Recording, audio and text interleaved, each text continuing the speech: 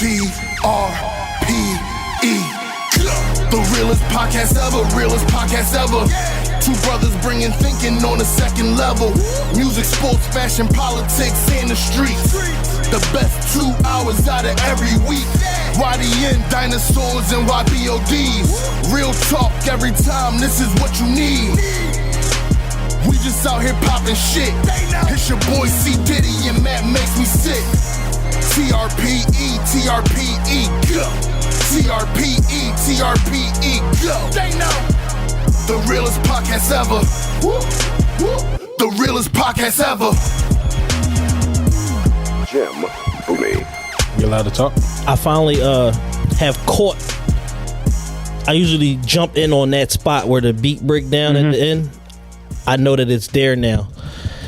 It's like, what was that one song that everybody would go in too soon? It was like when the fucking beat dropped. Motherfuckers was it was like a real popular song recently, and motherfuckers could never figure out where to like come in on the verse. They was always off. I don't know. I know when I listen to Yes Indeed, I never.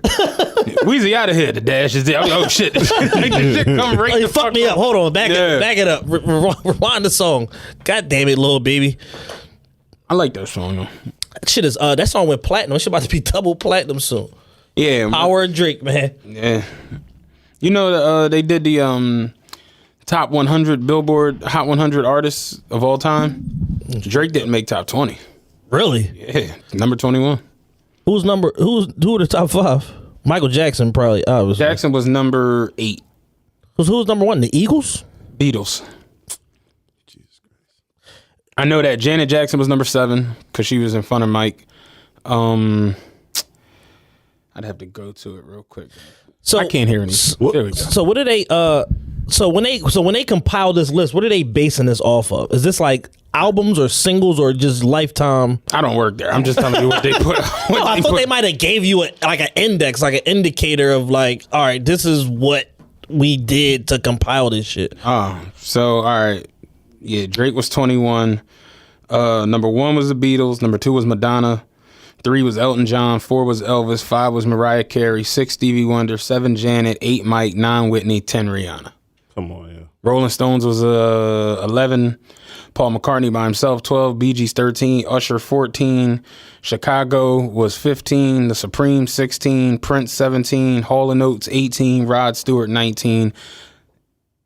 Olivia Newton-John was number 20, and then Drake was 21. Because I'm sitting here thinking, like, all right, when they say the Beatles, I'm thinking that they're adding in, like, Paul McCartney's solo shit and all that. And they just looking at just straight Beatles accomplishments. I don't know what they're using, what they use to compile it. I got to do some research on that because I'm fucking confused. And Billboard is usually very straightforward. Like, my thing is with Drake having 187 entries alone, that should make you... at least pass all the notes. You know what I'm saying? I got more entries than all you bitches. So here I am at number 21. Mind you, it's like, I guess, maybe number 1s, but even that, because you figure now he done got like 4 or 5 number 1s or some shit like that. No, like 6. As a solo artist? Yeah. What the fuck? Figure One Dance was a number 1. Controller. In my feelings. In my feelings, God's Plan. Nice for what? And it's another one. They said he has 6. Hotline Bling was number 2. It never went to number 1. Said he has 6. So I don't know what the other one is. I could look it up real quick. And he got a couple as a feature artist too. Yeah, work with Rihanna, some other shit. Yeah, a bunch of shit. All right, well, whatever. Billboard. We got a special. I was looking at it waiting for y'all, and I just happened to notice that. Well, we got a special guest in the building. Extended family to the show. Yak House Entertainment artist. Introduce yourself, sir. My name is Wise Vega. How you doing? Shout out to Sko on the intro. Happy to be here with you guys. Fellow Yak House alumni. Yeah. Our guy Brad. I didn't want to butt in until you introduced me. That's smart. But that's good. That's good media training out of you. Yeah, man, because they give me pep talks. Like, don't say nothing stupid. I'm like, all right, man. And Wise Vega has a perfect radio voice. Like, he has a perfect, just all around. Right. You know, you hear Wise Vega talking, you like, damn, I got the short end of this. I got cheated. Yeah. I work with the tools that I was given. Yeah. But you got like perfect delivery with like everything you say. So it's like kind of like you're a natural comedic talent. Yeah, I mean, my delivery's cool, but my voice is trash. You know, it's one of them things you just kind of work with. But it is what it is. So we here today, as usual, a bunch of shit going on in the media. More importantly, though, we got Waz Vega in the building. We're gonna talk about his new EP. He got out partying bullshit, who he is, where he came from, where he's going. Most importantly, and that's pretty much it. He came through. He brought some gifts. I'm staring at a nice bottle of Moet Rosé. I just want to be petty and let everybody know Matt does not have a bottle of Moet Rosé. I'm not staring at a bottle of He's staring at a water from Wawa. I'm just looking out for him, man. We also have t-shirts here, Vega Mania, which is straight fire. This is an extra large. It's a little big for me. I'm fat. I ain't that fat, but you know I'm gonna make it do what it do.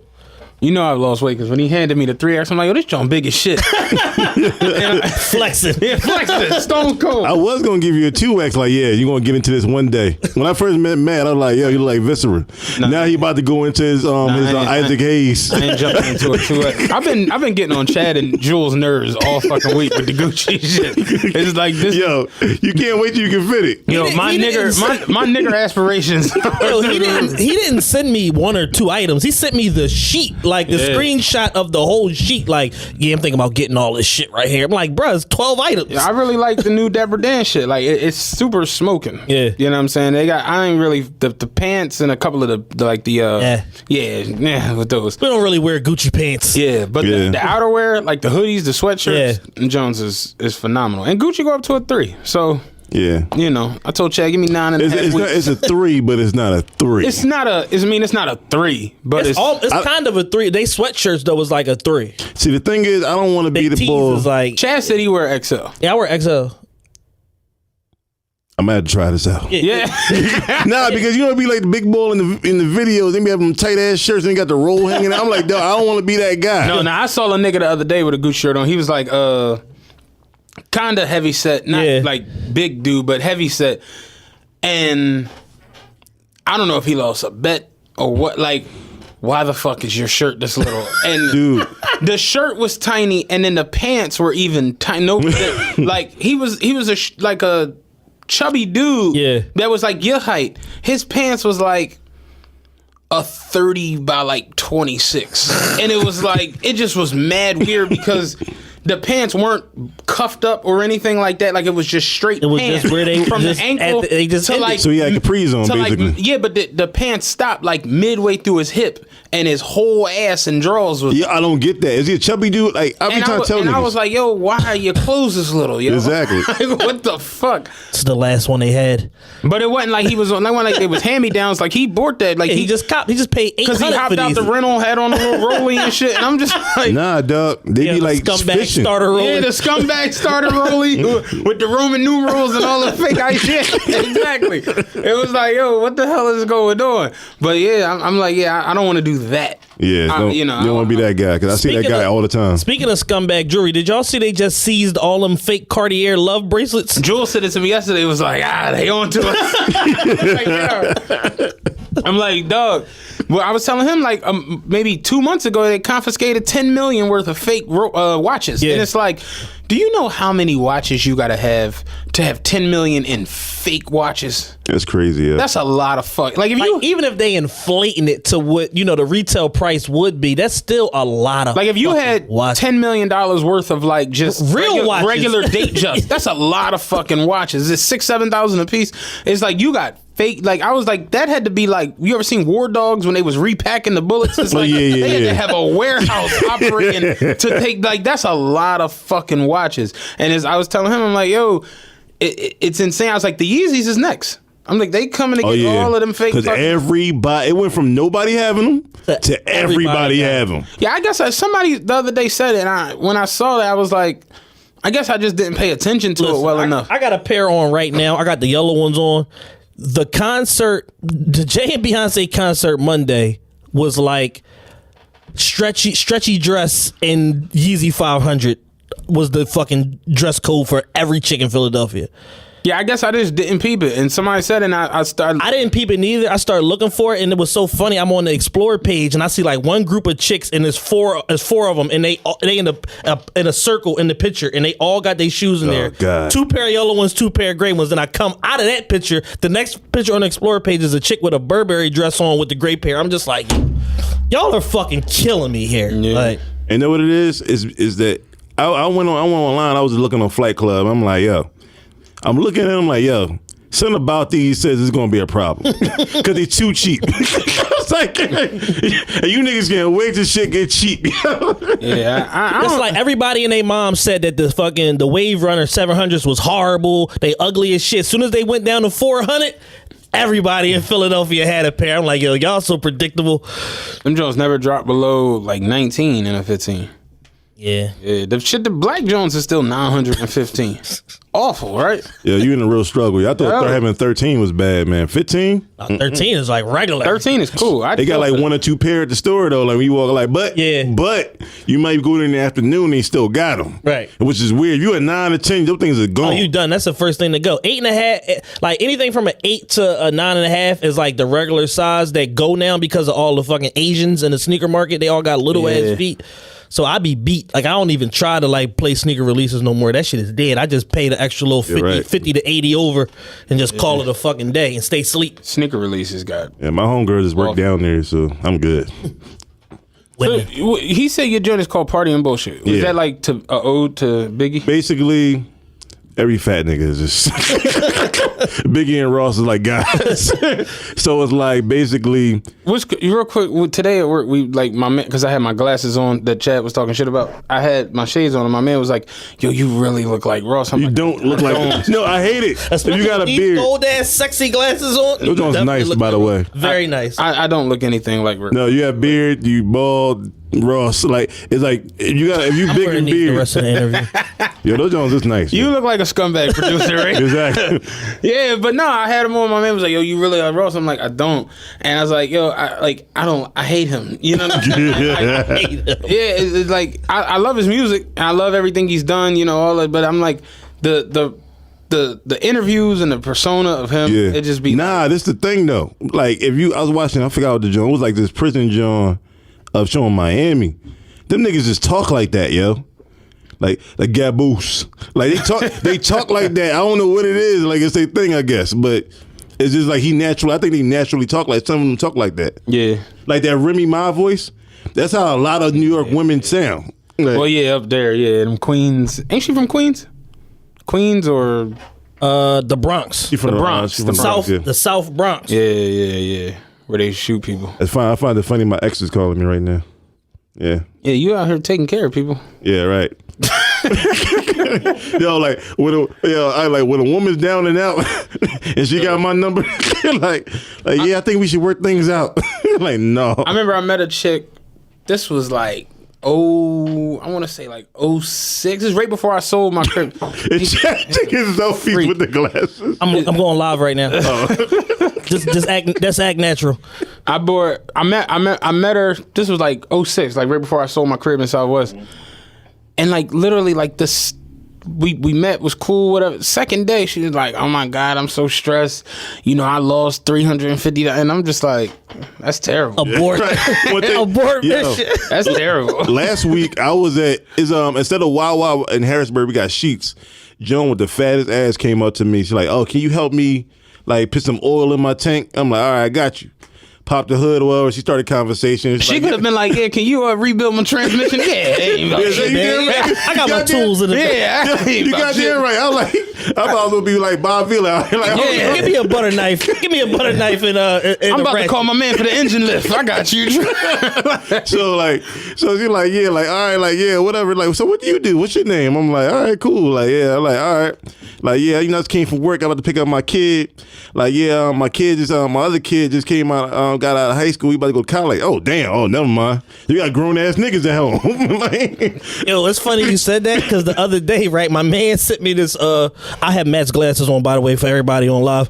My man sent me this chick the other day. Talking about, yo, you know her? What's up with her? I go on her page. I'm like, nah, I wasn't following. I said, nah, I don't know her, but I know she got 2 grown ass sons. Apparently, from the looks of her Instagram, you gonna have different type of problems. I said, so what you gonna do? He's like, I'm gonna just fall back. Like I don't want to deal with this shit. Her sons was like 13 and 11. Like you gonna have different type of problems. Yeah, trying to come in and out that crib. Boy, my gig said he was fucking with a chick, whatever. He bought food over the chick crib.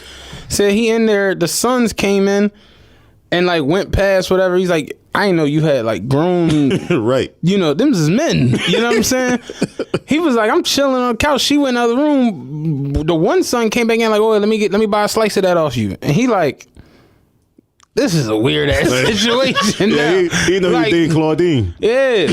He was like, I look up, young niggas done ate half the fucking pizza. Like this grown ass men just in the house. Yeah. Like that's a scary situation. When a woman got 3 kids, she looking for like, I don't care about looks. Nigga, do you have a job? Can you help out? Yeah. She gonna tell me like, yeah, I owe like $1,800 in rent. I need help. I'm like, I just met you. Like, so I was like, I just went about my way. I like, your oil's good. Yo, she was 8,000. She was 8,000 miles. Your oil's good. 8,000 miles over her oil change limit. I was like, yo, how you get 8,000 miles? Like, oil change is $30. Yo, it's a chick I work with. The car, like, what they call it when the engine seized up. The engine seized up, and she said she had went 10,000 miles without getting the oil change. And I'm like, why is this okay? I'm like, what? I'm like, dog. Like, you supposed to do that thing every 3, maybe. Like 5 if you got some good oil. Yeah, maybe. How many tracks on the new joint? 8. Okay. Basically, the premise of the joint is like, all right, it's just like, you know, Biggie's a fly nigga, like I'm a fly nigga. So it's like, it's just what it is. So it's like party and bullshit. Everybody, no matter what I did, is like, all right, you're a party rapper. Like, this is why you make party music. I can make all the serious, heartfelt music. It doesn't matter. It's like people pay attention to what they want to pay attention to. Yeah. So I focused on fun music. So like that's what it is. So it's party and bullshit. I still managed on the intro, put like a little deep record, tell them where I'm coming from, wherever. Bam, but everything else is basically party and radio records for like mostly records for the women. Mm-hmm. So it's like that's what I like to do. I like to have fun. I got problems, but I don't feel like talking about them too much. So it's like, all right, party records, party and bullshit. Yeah, I mean, I being an artist seems difficult to me. Like, cause it's like, how do you find your? You pay attention. A lot of people don't want to pay attention. They want to do what they feel like is right. At the end of the day, you want to be an artist. If you want to be an artist and do what you want to do, keep it for yourself. If you want to be like on or whatever the case may be, you got to pay attention to who's actually listening. Mm-hmm. I went from the urban club to the top 40 club, basically the black club to the white club. Mm-hmm. I went to this DJs all around the city or whatever the case may be. It got to a point where a DJ told me, I ain't gonna say his name, probably one of the most talented DJs in the city that I know of. He said, y'all really fuck with your records, man. Like, and I'm like, I'm in my head, but you're not playing them. So it's like, all right, you don't want to take a risk. I can respect that. Go to a white club, dude threw it right on. He gave me the microphone, let me perform. They was loving me. We've been rocking out ever since. Shout out to Jason Weiss. Mm-hmm. So it's like kind of like, it's a different thing. So you got to find what works for you. Yeah. And that's what people are scared to, because one, people don't like getting critiqued. People like, just because you getting critiqued, somebody might say like, people tell me like, yeah, you need to work on this, work on that. Yo, people hate getting critiqued. Yeah. I don't know why. Because they want to call you a hater in the heartbeat. Like, my thing is, honestly, I like critique because I know that it's hitting you. Like, I went on our joint the other day and was reading some of the comments on the joint. Somebody was like, yeah, I like the show, but this whole y'all hate niggas theme y'all got going on is like, for what? And I'm like, because we hate niggas.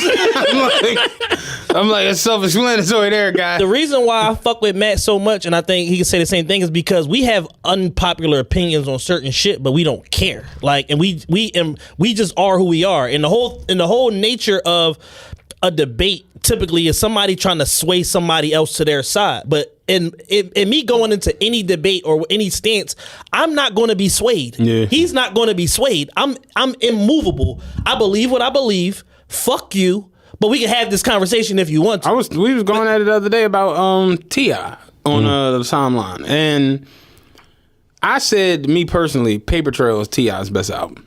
And, you know, that could be not people's opinion, whatever. I like King. I said King and Urban Legend are it's clearly those three versus everything else. The thing with King, not every song could have been pushed off of King the way it could have been up. Like everything on Paper Trail had smashed capabilities to it. I ain't like stand up guy at all. I thought that was pretty good. A word. It's just like I don't want to hear that T.I. Like the ball T.I. like ball. I want to hear drug dealing. But you look at shit like Swing Your Rag, Yeah. What's Up, What's Happening, Dead and Gone, Yeah. Ain't Missing Nothing. All right. Everything. Even, think about it, he had 2 smash hits with Live Your Life and You Can Have Whatever You Want.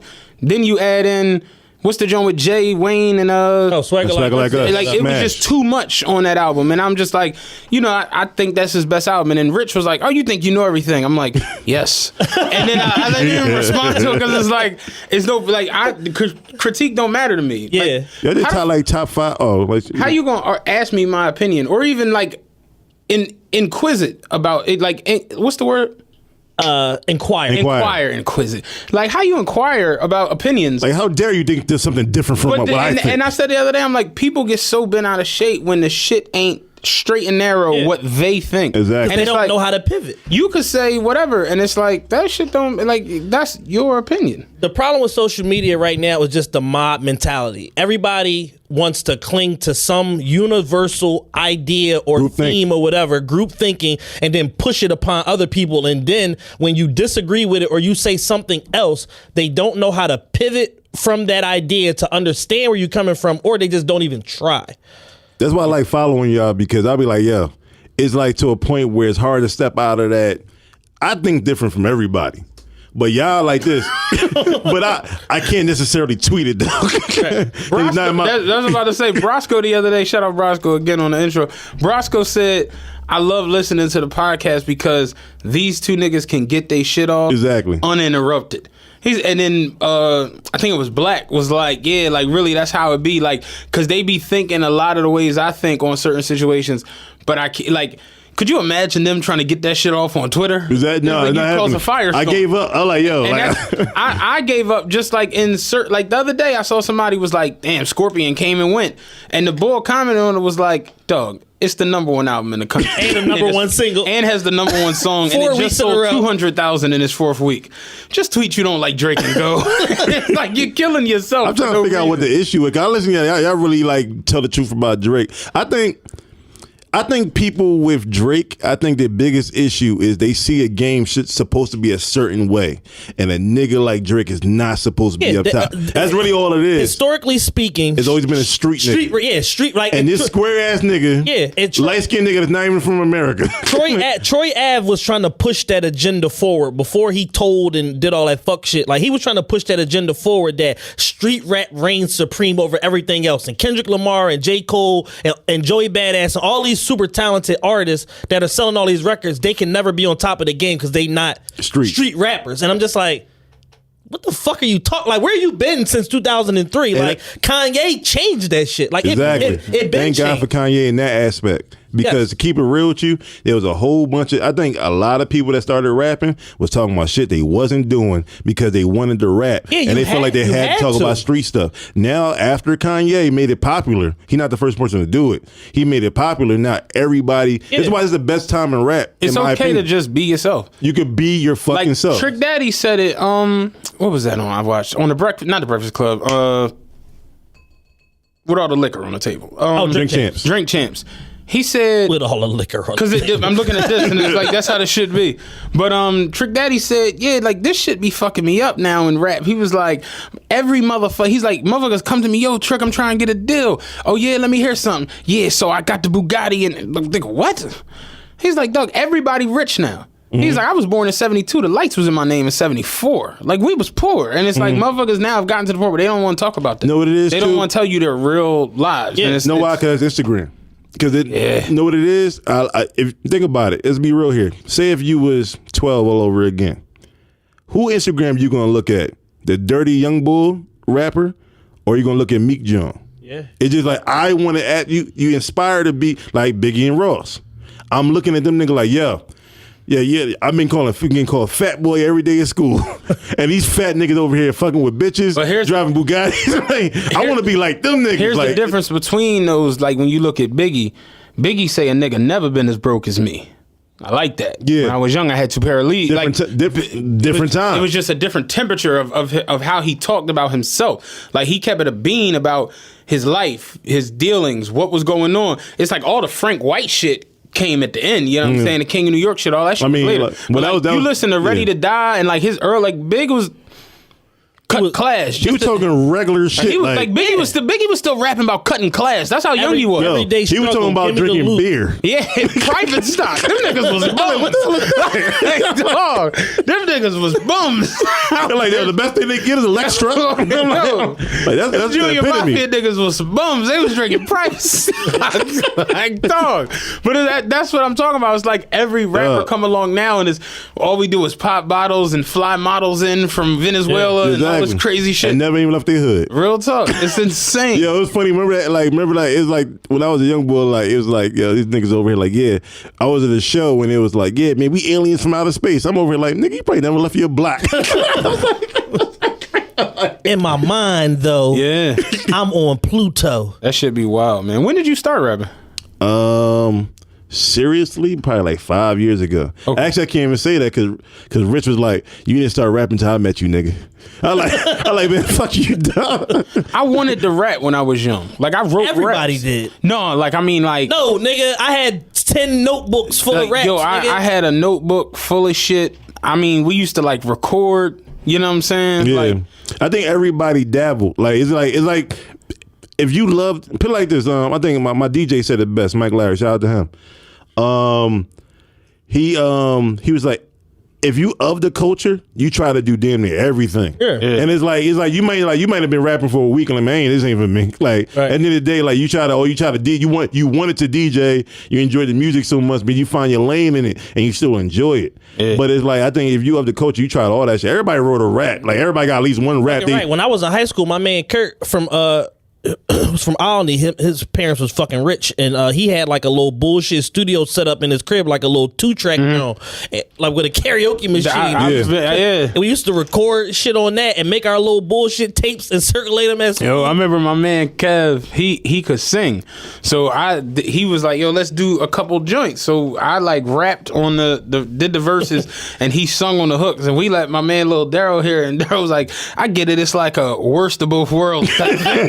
That just completely killed my whole little rap my career. God. Dog, that was and I did a diss track too about my man Tito. Rest in peace, Tito, man. That's when we was having little wars. Yeah, in the Ward hood. in high school, Jones. Yeah. No, I'm talking about little wars in the hood. Like we was going at it. Oh, y'all was really going at it. Yeah, All we right. was out there. It was going down. But I did a diss track, and I hope I never hear that track ever. Like, Rob might still have it, but I hope that never gets surfaced. I'm positive Rod has it. I'm pretty sure Rob has everything. Yeah, if you ever find you gotta play it during the podcast. No, If we you- don't. Chat, make it happen. Yeah. That don't stink. Yo, I'm pretty sure. Who's the nigga now? Like I knew I didn't have supreme rap qualities, and that's another thing. It's like understanding, yo. This ain't gonna work. It's like you like people work at my job and they'll work there for a couple months and have like 4 or 5 accidents. Yeah. This ain't for you, G. It's not for you. It's not everything. Not for everybody. And I people, don't know, yo, because people, honestly, I'm gonna keep it 100 with you. People said the same thing to me. People might, and it's like since the project dropped, even before the last 2 years, people have learned to either love what I do or just at least respect what I do. They're gonna see me out, they're gonna see me grind, they're gonna see me doing what I'm doing. And people told me to stop, and now I'm getting so much good feedback on this project that like now them same niggas that told me to stop have dissed the fucking period. And that's the thing I don't like. If you man enough to tell me this, be man enough to tell me like, yo, you doing your thing, I'm proud of you. Like, you know what I'm saying? That's all I'm saying, because I give props when props is due. But some niggas can't do it. But like, honestly, if you want to do something, just do it. Just understand that it may not work out. But if you really love it shouldn't matter anyway. Yeah, true.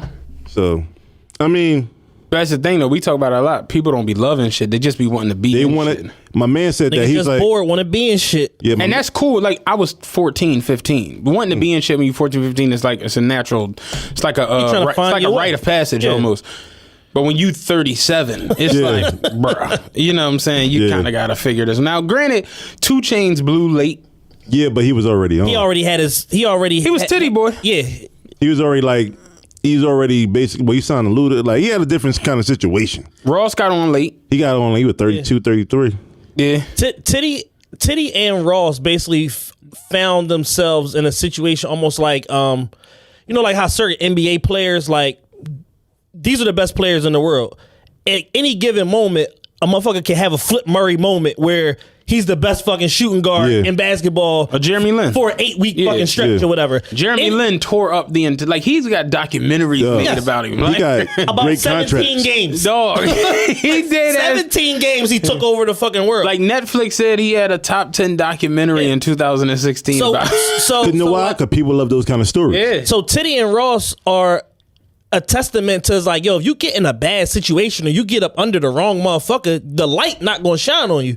But if you get out of that situation and then you get with the right person, Ross, it was Shakir and Jay. For 2 Chainz, it was fucking Shakir and L.A. Reid. So it's like, yo, you get under a different situation and now it's like, holy shit, look at what everybody in the South knew for 10 years. Now the world knows it. And that's another thing, too. People want to be a part of. Some people want to be a part of these crew labels, I call them. And like, look, like Ross was one of the few motherfuckers that actually let the niggas under him shine. Let him shine and grow. Like, think about, like, you would never, like, this is people are selfish. I'm never gonna let somebody. I'm not gonna push somebody harder than they push me. Ross put Meek and Wale like, all right, man, we gonna get this. Like, they really the minute that he got him, before they signed and niggas don't do that. He tried his hardest with Amarion and Stally. Hey man, shit ain't working. It is what it is. He tried though. I think honestly, if you take a little bit of Wale and take a little bit of Meek, you get Ross. So it made sense. With Stally, it just never really made sense to me. Like, that was a passion project. Yeah, Black. What's crazy is Black is a he's like a weird little glitch in the timeline because he always just sparked controversy no matter what. Like, it don't matter if it's him with a chick, him with some dumbass question, but the other day he asked, what are the 5 best rappers out the South, right? Well, there's Lil Wayne. That's number 1. Yeah, this clearly. That's clear. But I said Wayne, T.I., 3000, Ross, and in any given day, I could take Jeezy, I could take Bun B, I could take Scarface, I could take Juvie. You know what I'm saying? So it's like, it's all different joints you could put there. Yeah. But motherfuckers was really like, y'all really believe Ross? And I'm like, yeah. Like have y'all heard the last 15 years of music? Consistency. I'm like, you can say whatever you want. Like, I joke about Ross all the time, but it's like, when it come to making albums, it ain't too many motherfuckers better than him. Like, granted, I think Paper Trail is one of the best albums that's come out from down there.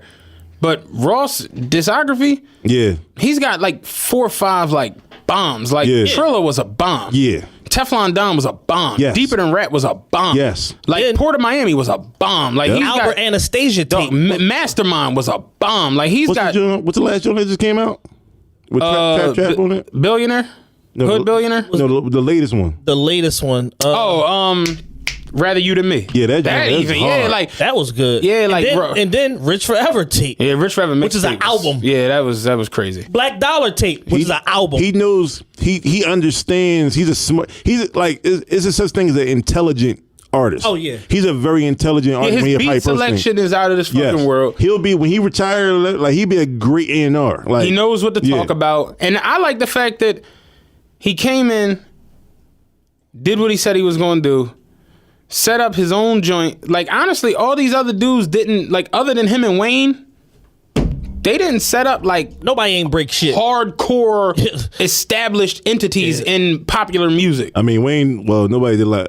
You're not because you got Drake and Nicki, like Wayne reigns supreme at top. Yeah, so. It's like Young Money is Young Money. That's just that whatever. Young Money ain't even getting paid in they Young Money. You know what I'm saying? Like, but between that and MMG, and then the fact that, like you said, he really like Meek's a superstar. Yeah. Like, Meek's a household name now. Yep. And now, granted, through a bunch of silly shit, but still. And now Wale is the flagship artist for Warner Music. Yeah, like, it's crazy. Like, Ross he's the number one priority over there. You think he could? I love Wale, yo. You think he could really overcome all the old shit because he's trying to engage? I think people are in love with his new music. His last 8 months of music, people are in love with it. And I've seen people that like Wale. I've seen passionate Wale fans. People are in, like, street niggas that I know, that I talk to every day, are in love with his last 8 months of music, all them EPs he put out. So I just think that Wale said something interesting on the Breakfast Club like a year and a half ago. He said, I figured out what y'all don't like about me, and I fixed it. And in all my new music, it's fixed. He said, I'm not going to say what it is. He said, but I figured it the fuck out. And that's why you paying attention. And sure enough, he figured it the fuck out, because now Black Bonnie is a fucking anthem. All these other, like, records, the Draft Weekend EP and all that shit, like, people are in love with these records, and I've never seen nobody like, yo, you look like Dame Dash right I love these records. I ain't gonna hold you like I'm gonna be keeping real. It was no longer your sunglasses. Yo, sunglasses really like bring the cool out of motherfucker. He just embodied them joints ever since he put them on. I got a horror story about sunglasses. I'll tell it real quick. In around like 2000 and I want to say like 12 when I was 11 or 12 when I was still working at Enterprise. I had a company car. This is when I was living on Schoolhouse Lane at the Alden Park apartment. So I had to park. They redid them Jones. Crazy. Yeah, they definitely did. My joint was shitty when I lived in there. So the parking lot, for whatever reason, I parked on the street. I didn't park in the parking lot. I parked on the street, but it was like a little bit up from my apartment. So my dumbass, remember the Garmin GPS units that you had to stick to the dash? Windshield? I leave a Garmin GPS unit on the joint. Somebody breaks my window. I remember this vaguely. To steal the Garmin. Just so happened they go in my fucking armrest, my $750 Louis Vuitton evidence sunglasses in there, take my sunglasses like some loose change, some bullshit. And I'm like, yo, the reason why, y'all didn't know the sunglasses was in here. So the reason why you broke the window was for the fucking Garmin. The window alone cost $250. The Garmin was $99. If you would have knocked on my door and say, yo, who the fuck out here got a motherfucking Garmin? Give me this fucking Garmin. I would have given it to you rather than you breaking my window for $250 and taking my $750 sunglasses. So after that, I just basically abandoned all sunglasses. I stopped buying them because I was fucking traumatized. I'm like, yo, I love the Louis Vuitton evidence. Them shits was like actually reselling for like a crazy, like $1,400, $1,500. Dog, the billionaires was reselling for like $2,500, and I'm just like, what's going on? Like, I hate some shit like that. That resale game is you never nuts. know what's going to go. You never know. You never know. It's crazy. My worst Louis Vuitton story is I was in fucking Hawaii in 2008 or 2009, July, and go in the Louis Vuitton store in fucking Waikiki. They got every color of the Kanye Louis Vuittons, and I'm piss poor. I don't have no money. Like, this is when like I'm like 24 years old, and I think like $1,500 is a lot to go on vacation with. Yeah, bitch, please. They had every color Kanye. And I'm like, these are like $870. I'm gonna go home with no money. Like, it was a wrap. I couldn't buy shit. I was pissed. I got back to the States. They was $4,000. Yeah. Now if you got a pair of them, the gray and pink ones. They had the gray and pink ones. They had the brown ones. I remember them. I was sick. You got a pair of them gray and pink ones. You might get 5 figures for them Jones, like with these. Like, and it was a time where niggas wasn't buying Yeezys, like the Yeezy ones. Yeah. That was a regular ass release at Ubik. Like, niggas just like, dog, it was like a light camp. Dog, I can remember the South Beach 8 Entourage selling normal. The South Beach 8 Christmas sold normal. What was the one that broke? Like, all right, now I'm not the South Beach. The LeBron 8 Christmas, the LeBron 8 Entourage. When that South Beach PE shit dropped, completely changed sneakers for the rest of our life. Yep. Like, we walked in the House of Hoops. Them shits was on the shelf. Yo, let me get them Jones. Like, and I was on a tip like, I ain't really fucking with the color. Yeah. Maybe I'll get them later. 2 weeks later, Rob was like, yo, them Jones is reselling like crazy. And I'm talking about the price went from $300 to $450 to $600, $800. Over like every day, the price was going up. Kept going up and up and up. Crazy. And then like everybody I know who's a sneaker motherfucker, Jules, Rob, they had multiple pairs of them. Yeah. Rob had like 6 pair of them. I went to fucking Flight Club in New York. I said, yo, I'm getting 2 things. I said, I'm getting the South Beaches and the Grinch. By the time I get there, they had sold the fucking South Beach in my size, so I only ended up with the fucking Grinch. I think the South Beach was like $400 at the time. By the time I stayed in New York for 2 days. By the time I got home, they was like $700. Dog, it's crazy. It's weird. Like, I don't know. I just had them in my hand. South Beach went for that shit. Just completely fucked up sneakers forever, and you know. Yeah, my man had them Jones. He actually wore them like once and then sold them. Like, he do that a lot. Like, just wear them once and sell them. Yeah. When is your next performance? Next performance, we got A3C coming up on October 5th. I keep seeing that. What? Yeah, like it's like we do it like every year. We got like it's a big deal. We're gonna have Yeah, Yak House got their own stage. Yeah, we always got our old stage down there, you know. So like it's like we got AD coming from LA. We got a couple other people, LA cats. AD is fire. Yeah, he I really fuck with AD. Yeah, I really fuck with him, heavy. I think we just got G Perico too. Fuck with Perico too. So like I watched a couple of that's the boy with the Jerry curl. I watched a couple of his videos. He redid. He did a freestyle to Silk the Shocker. Ain't my fault. He fucked it. He's like Stone Cold Compton Crip. Yeah. All the way. Like yeah. He really AD same shit. Yeah, he's not coming out of it. Like they stay true to them. Like that's one thing I say about the South and the West Coast. They stay true to what they sound is.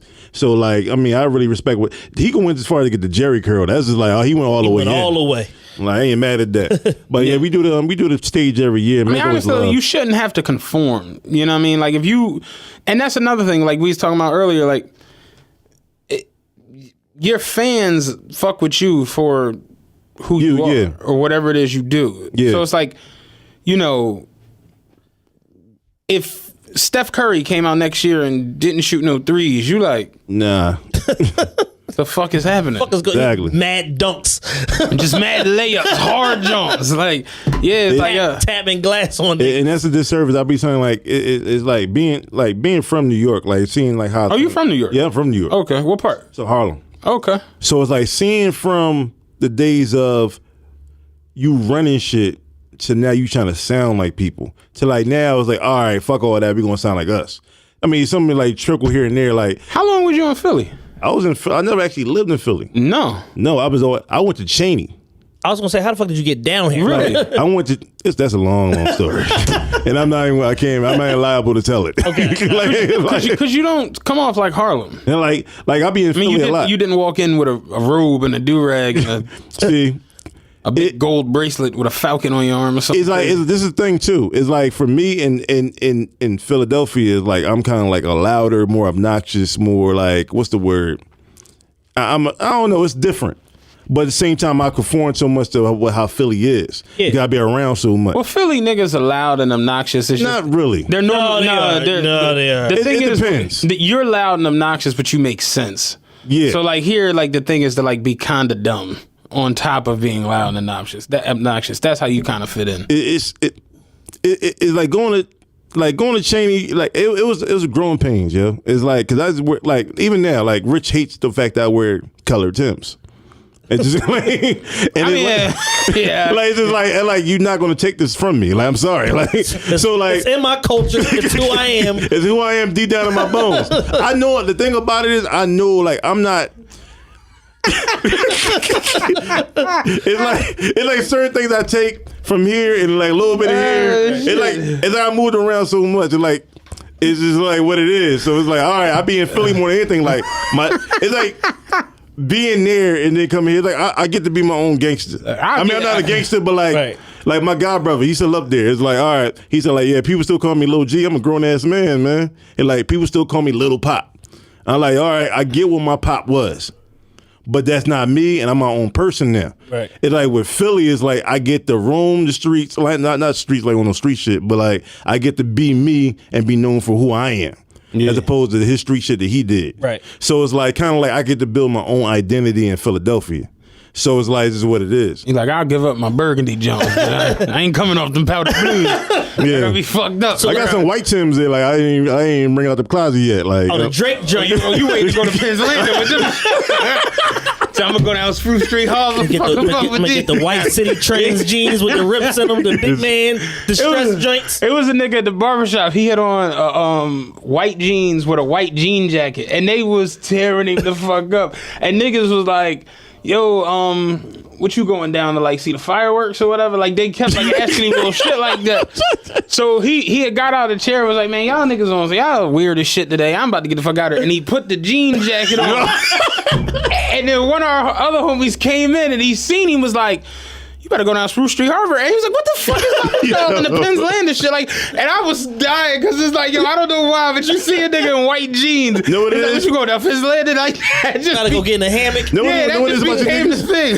Know what it is about you niggas? Like, it's funny because Y'all niggas don't like. Y'all don't like the match shit like that. Like it's like. Oh no, absolutely not. See, it's like I don't. I have like yellow shoes and all black right now. Yo, that nigga threw that fucking jacket on. All hell broke loose. I'll see him and see nothing wrong with it. Like my man Lay. He was like, yo. He said, man, y'all be on some goofy shit. Like, what I you just mean? think that's some New York shit. Yeah, like it's like I have to match. Matchy shit. Like when I went to Clark, I went to school with a lot of Harlem niggas, and they was so matchy with everything. They drove me crazy. I can tell you about it now because he officially got fired and shit. It was in New York. Because he was in limbo. Got fired. It was a New York nigga that worked in my job. He was from Brooklyn. I'm talking about. Think of the most Brooklyn nigga you've ever seen in your life. Like, think Biggie, Lil C's. Who else? Like Old J, like just like Brooklyn on, like that. Like what's the Annie up? MOP. Like what's the dark skin Billy Dance? Like Fame. Like yeah, like he was like the Billy Dance's ass nigga you've ever seen in your life. Man. So. He just used to wild the fuck out, like snap on the supervisors. And you know, New York niggas got a crazy, like when they start cursing at you, you all kinds of funky bitches. And Yeah. So he's pulling out the funky bitches at work. Supervisor chick was like, she was writing him up. He's like, you's a funky bitch. You know what I mean? He's just going the fuck off all the time. So he snapped on a passenger. The nigga was, you know, motherfucker get to the end of the line. He on layover and shit, whatever. Passenger come up. Hey, when are you leaving, bitch? When I feel like it. Go stand the fuck up there. Like, he just was wilding everywhere. So the nigga had a hearing at my job. Whenever you got a hearing, it's like, that shit is like real. Like, it ain't no like informal, like a actual formal hearing because the big motherfuckers got to come down there for that. Like, it's past like our directors and shit. Like, their directors come to the formal hearings and shit, right? So we have a formal hearing. The nigga, mind you, he Brooklyn, 100% Brooklyn. Yo, the nigga came up the back steps into the break room. He had on a leather Giants fitted with the flaps. Yeah. He had like one flap up, one flap down. The nigga had on this huge snorkel. It wasn't even cold. It was like 70 degrees. What year was this? This was last year.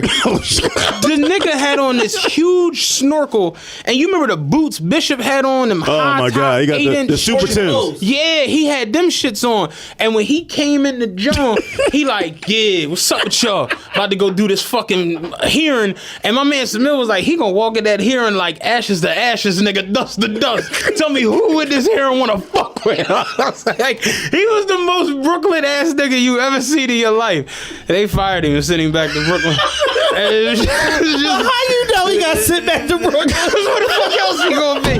I ain't see the nigga in Philly since he got fucking fired. They sent his ass back to New York, dog. But it's like, yeah, like he was a 100. Yeah, you take that shit back up to Marcy. Take that shit back to Marcy, son. They sent that nigga straight back up to Brownsville with it. But I ain't seen him since. Yeah. But he was a cool ass nigga. But he was mad New York. Yeah. Like, you know, some motherfuckers just carry that New York shit. He don't come off of that. That's how my mom is. My mom is like that way. Like it's like the action is still there, like everything. So it's like my dad don't got the action no more, but my mom got it. It's like, especially Brooklyn motherfuckers, man. They be deep. It is what it is. Like, you still go back up there a lot? Not as much, man. Stuff changed so much, yo. They gentrified the whole block. Niggas moved. Yeah, niggas. What part of Harlem is still black? Not much. Damn. No. It's still niggas still there. Still go down. Don't get it twisted. Yeah. But it's like Paul Mooney said in stand up. I live in Harlem with the white people. It's crazy because my grandmother said that shit to me when I was a kid. He like, yeah. I like, yeah. Bill Clinton gonna be here. She was like, I'm like, oh, you like that, huh? Like, yeah. Watch everything change. And sure enough, it was like the whole block. What they did was, I didn't realize how bad the neighborhood was until I took my man Quick up there. But like. It's like it went from like really zombie land, it looked like Kensington, but in like one block, and then it was like to now they I don't think nothing look as bad as Kensington. Now you had to see it before, but like they like used to have benches. It was fucked up. Trust me, I was from there. Like you had benches. Now the benches are gone.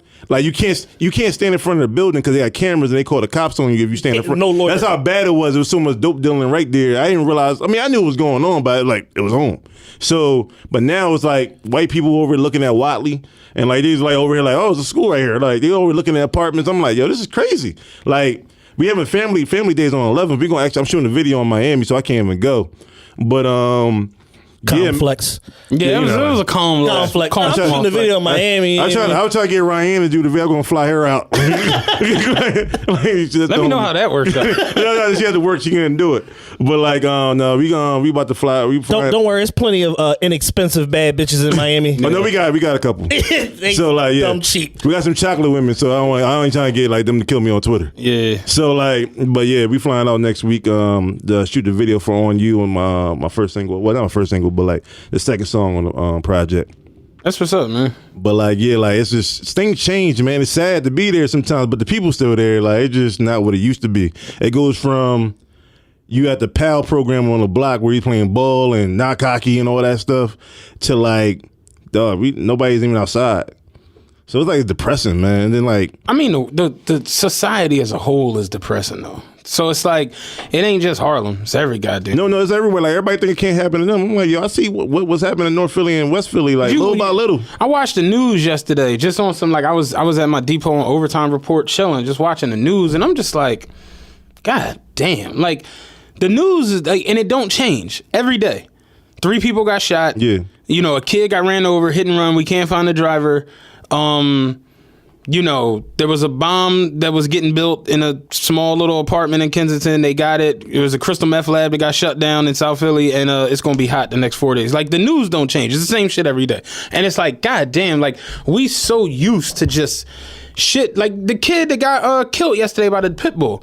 Oh, I didn't hear about that. Pit bull kills a kid, 2-year-old. Cops show up, shoot up the pit bulls in the house. I'm like, this shit is like Resident Evil. Like no one's even like phased. Like, oh my God, like this is crazy. That's a part of their job. I remember there was a body. It was in projects.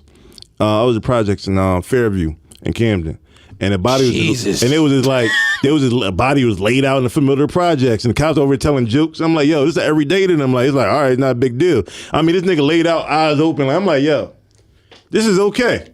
Like, I'm over here trying to get some pussy. I gotta go around the other way just to get to it. I'm over here like, all right, whatever. Like, it's just what it is. Yeah, see, I got a heart. I saw a dog get ran over the other day and it fucked me up. Like, that just ruined my whole little afternoon. Like, damn. Like, yeah, I don't know what to tell you, man. But you heard about the little the white kid that did the drive, was involved in that drive-by or whatever? Oh, the shit in L.A.? Yeah. White kid from the suburbs goes down to fucking South Central, get put on the hood, joins a Crip gang. He uses his father's Mercedes to drive somebody somewhere. They end up doing a fucking drive-by. They trace the car or whatever back to him. Of course, he cooperates, tells on his gang members. He gets off scot-free. These 2 motherfuckers get life. And now his story is like a testament to like the judge literally was like, oh, he was fascinated with gang culture and blah blah blah, and you know he didn't know any better. He was just being a reckless youth. But these guys are stone cold criminals, and they was all like the same age. Damn. It's sad because I tell people all the time, freedom is for people with money. Because he had bail money, he had a lawyer. Like it's just like it's sad because I don't want to make it a black and white thing. I think it's more of a poverty. Like it's like a poverty thing. If I got money, I got the finances to take care of the stuff like this. Yeah, but you gotta denounce your blackness. Yeah. You know what I'm saying? Like OJ did. Like it's the only way you beating certain shit, man. That's crazy. I ain't even know about that. Yeah, I was reading up on that to make sure I ain't sound like a nigga on the show. Trying to come here with some fresh content, exactly. You know, something to offer. Yeah, exactly. Y'all niggas know what's going on Jupiter today? Did y'all know that 4 planets is in retrograde? That's funny as shit.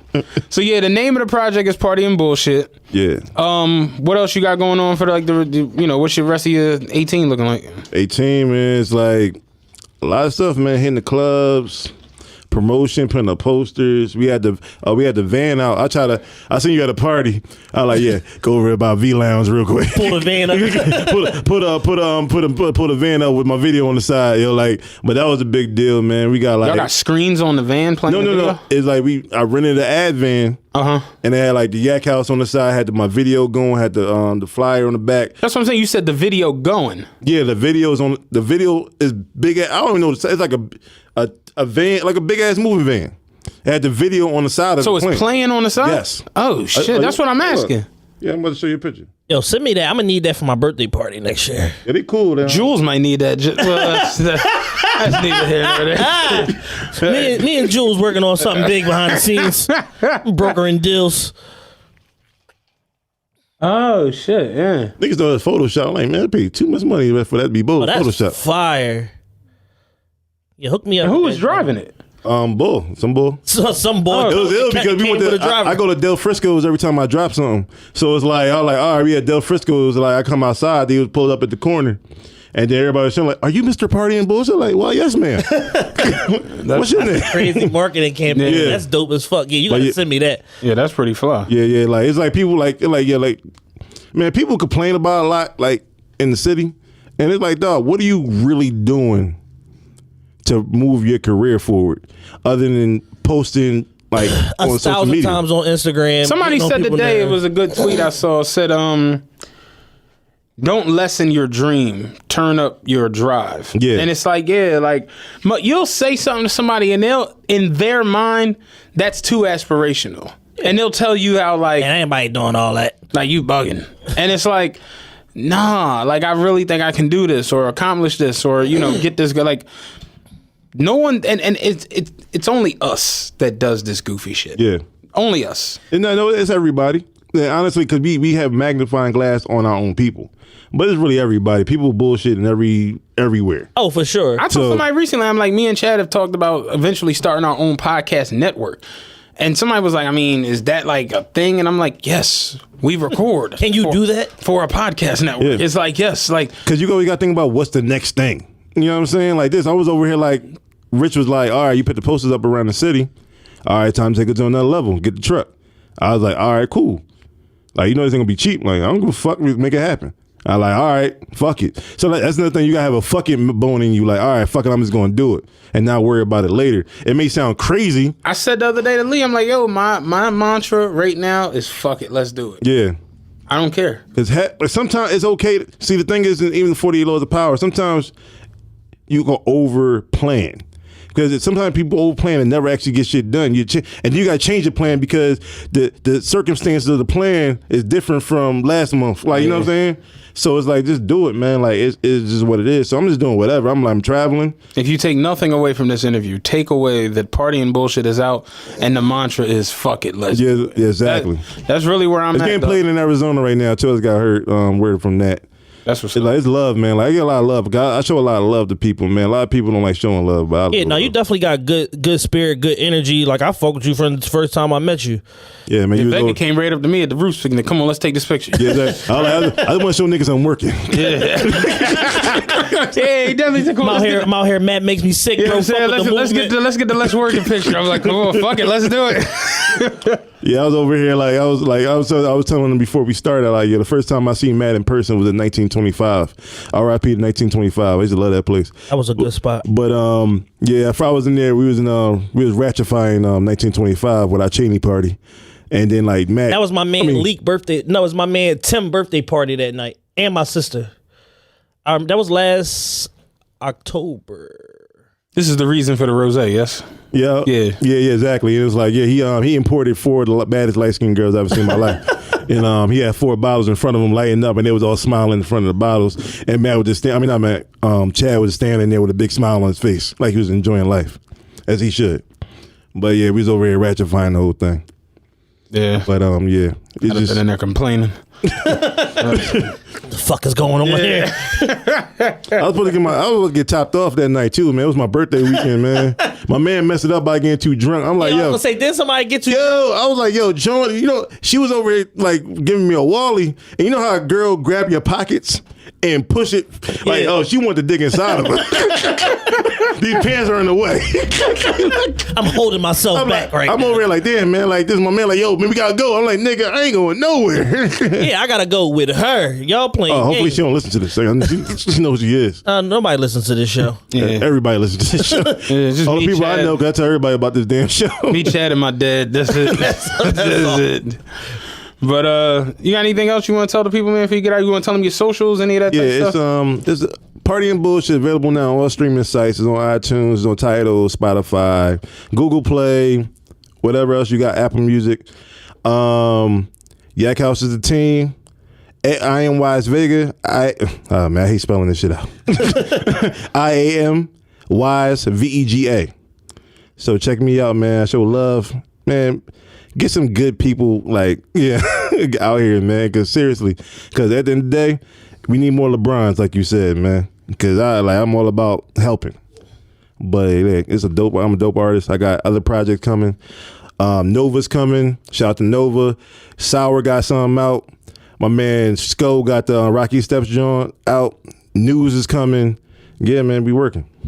Yeah, I was telling him I was happy News got past this whole situation. Like, so shout out to the whole Yak House team, man. Absolutely. Shout out to CEO Rich. Friends of the family. Philly the Boss. Follow him. He be talking about crazy stuff. I gotta go down there. He got his food situation popping. Yeah, man. Like, oh, nigga. When we last year at A3C, he like, I'm cook for you. I'm like, word? This smorgasbord he got together. he got like 5 pounds of crabs. The old nigga. He got a smorgasbord. I ain't heard that in a minute. Like, it's just what it is. Like, it's just like it was just good, man. He cooked his ass off. That's what's up. Well, we appreciate you coming through, man. Make sure y'all go get that party and bullshit. Follow my guy Wise Vega on all social networks, Twitter, Instagram, Tinder. You know what I'm saying? He's everywhere. Make sure y'all go get that project. You gotta super swipe me, man. I'm out here. What up? We back. TRP episode, what is it, 64? Whatever number it is. I don't know. 64. 64? Yep. Cool. I was on point. Shout out to our guest today, Wise Vega, Yak House ENT. Make sure y'all go get his EP, Party and Bullshit. We're back. Just me and Matt now. Wise Vega had to bounce out of here. How was your week? Eating Pringles. I'm eating Pringles. I stopped eating on air. I tried getting hate mail on my DM. Week was cool, man. I ain't really had no problems this week. No, nothing stands out. Yeah, as far as foolishness. I watched the latest episode of Power. That was the only foolishness I had of the week. Other than that, man, week was cool. It was chill. Yeah, I've been taking it easy, man. I told you my aspirations for being a hooligan are flying through the roof now. So other than that, man, I've literally just been chilling, man. Like, I ain't really got too much going on. How was your week? It was regular. Like, I literally didn't have a lot to do this week, but it's weeks like this that are like traps. Whereas for me, I live for the weekend. So it's I base my week around, work and what I got to do. And I try to work ahead as much as possible. I coordinate a lot of stuff for the club. So it was like a trap week because it's I don't necessarily have a party that's mine that I got to put my hands on to where it's all these different details and shit like that. And I mean, the other, stuff was promoter driven or whatever. So they handle their own shit. I provide support, do whatever little shit they need to do. But my radio ads was fucking submitted already. So I didn't really have shit to do. But then I found myself late last night, it's Wednesday night. You didn't do nothing all fucking week. So I just had to get myself together real quick and get all this shit. And then my friend was in town for literally one day, flew in from Israel, came here, bounced out. In and out. So it's just this sounds lit. yeah crazy ass lifestyle. So it's just that's pretty much it. Here I am. That's the lifestyle I aspire to have. I mean, literally just be able to get up and go whenever you want. I want to get to the point where it's the only time I'm in Philadelphia is if there's a news crew on hand and I'm holding a pair of big ass scissors. And as soon as the ribbon's cut, right, start the chopper. Let's get back to it. But we had a pretty interesting week, man. Some stuff I really wanted to talk about. Yeah. First being the big thing, LeBron opening this school. Absolutely. As I expected, it brought out the worst and the best in people. The best, the absolute best, the absolute worst, and the absolute retarded. Yeah.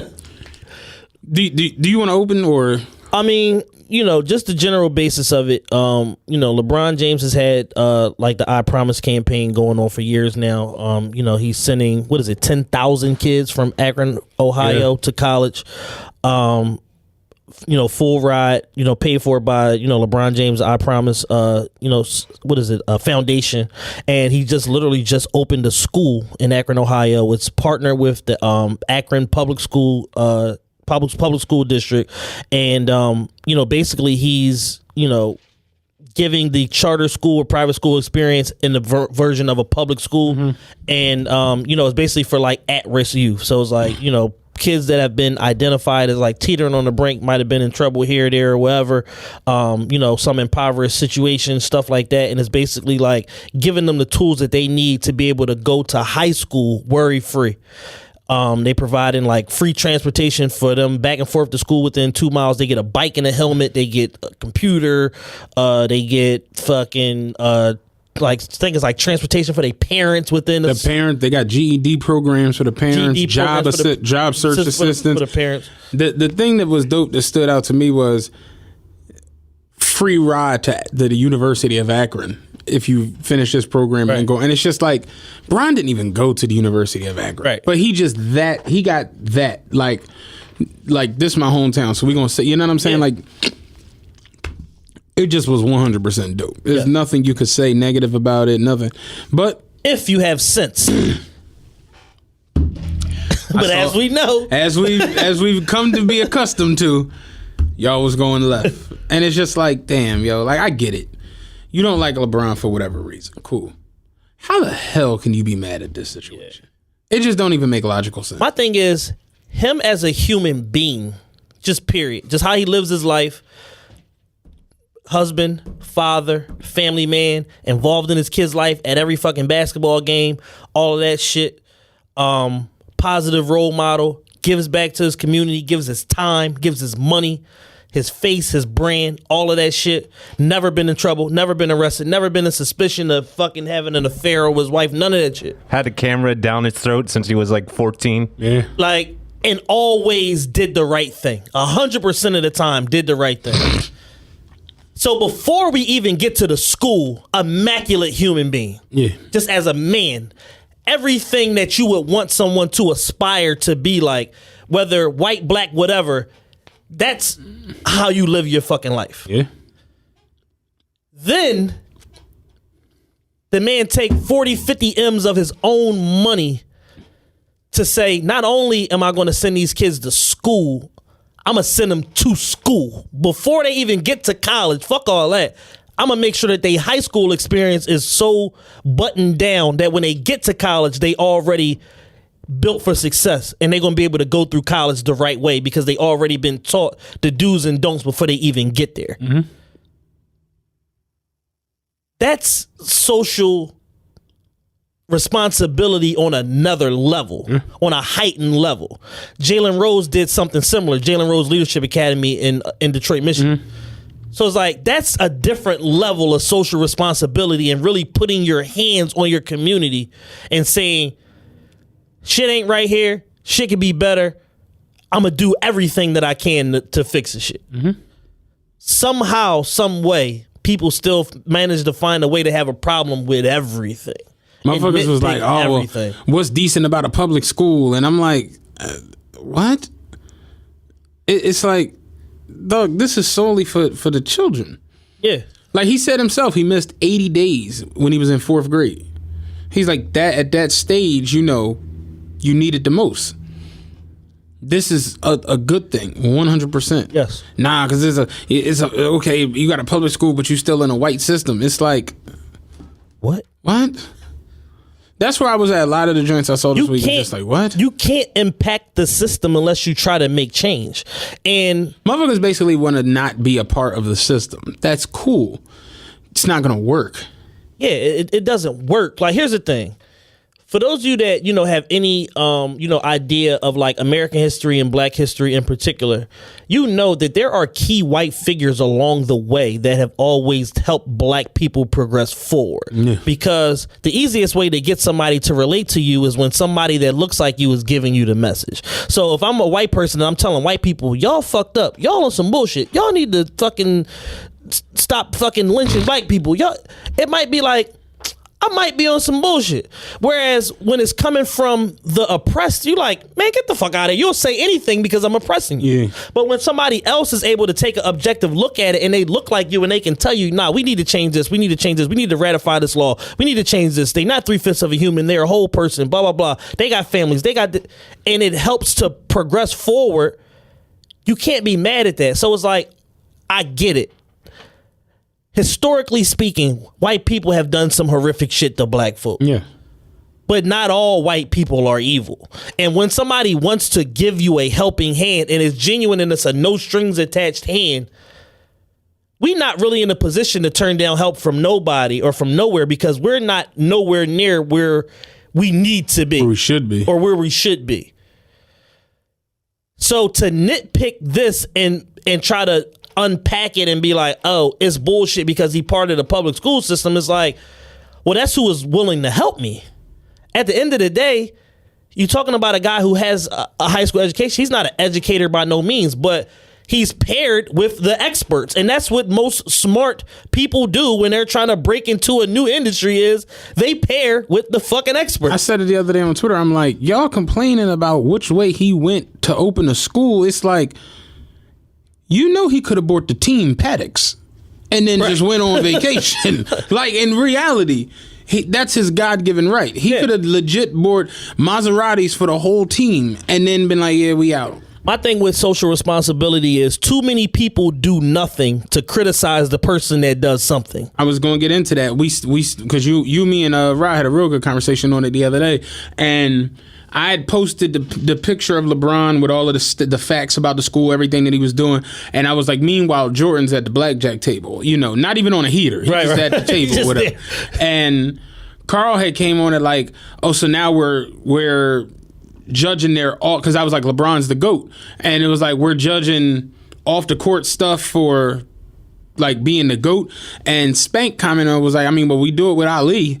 And I'm like, I mean, yeah, I'm like, yeah, my it thing plays is, a part. at this point, at this juncture, if LeBron carried himself like Jordan, it would almost be a disservice with everything that's going on in the sports world, the media, the regular, like just the politics. Like, we don't live in 88 or 92 anymore, and those times were crazy. Yeah. But it's like right now is one of the most volatile times of our lives, really.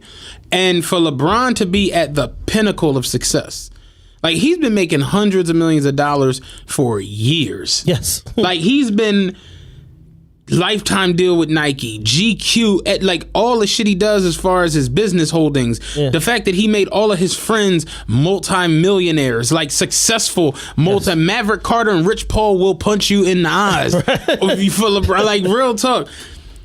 For him to do all of these things and in his 15th season still be the best player out there, and he's not taking a break. That's what I'm saying. LeBron deadass could have bought everybody an icy paddock and been like, yo, we going to Antigua till the season starts. Right. But no, he's in Akron. He just signed a deal with Los Angeles. Lives in Los Angeles. He's in Akron. Because these are my people. He set up a situation where inner city kids who are at risk now, if nothing else, when they get done his program and go off into school, they have a free ride to the University of Akron. Y'all can act like that shit ain't dope and like that shit don't matter. It do. Just knowing, yo, you got a out, you got a lane, you got something you could go into. The best thing you can give somebody is opportunity. Is an opportunity. That's it. And that's literally what he's doing. He's providing an opportunity through the high school experience and then a direct path into college. All you got to do is show up, do what the fuck you supposed to do, complete this program, go on to college for free. It's just like for him to be that guy, like he is the face of black sports.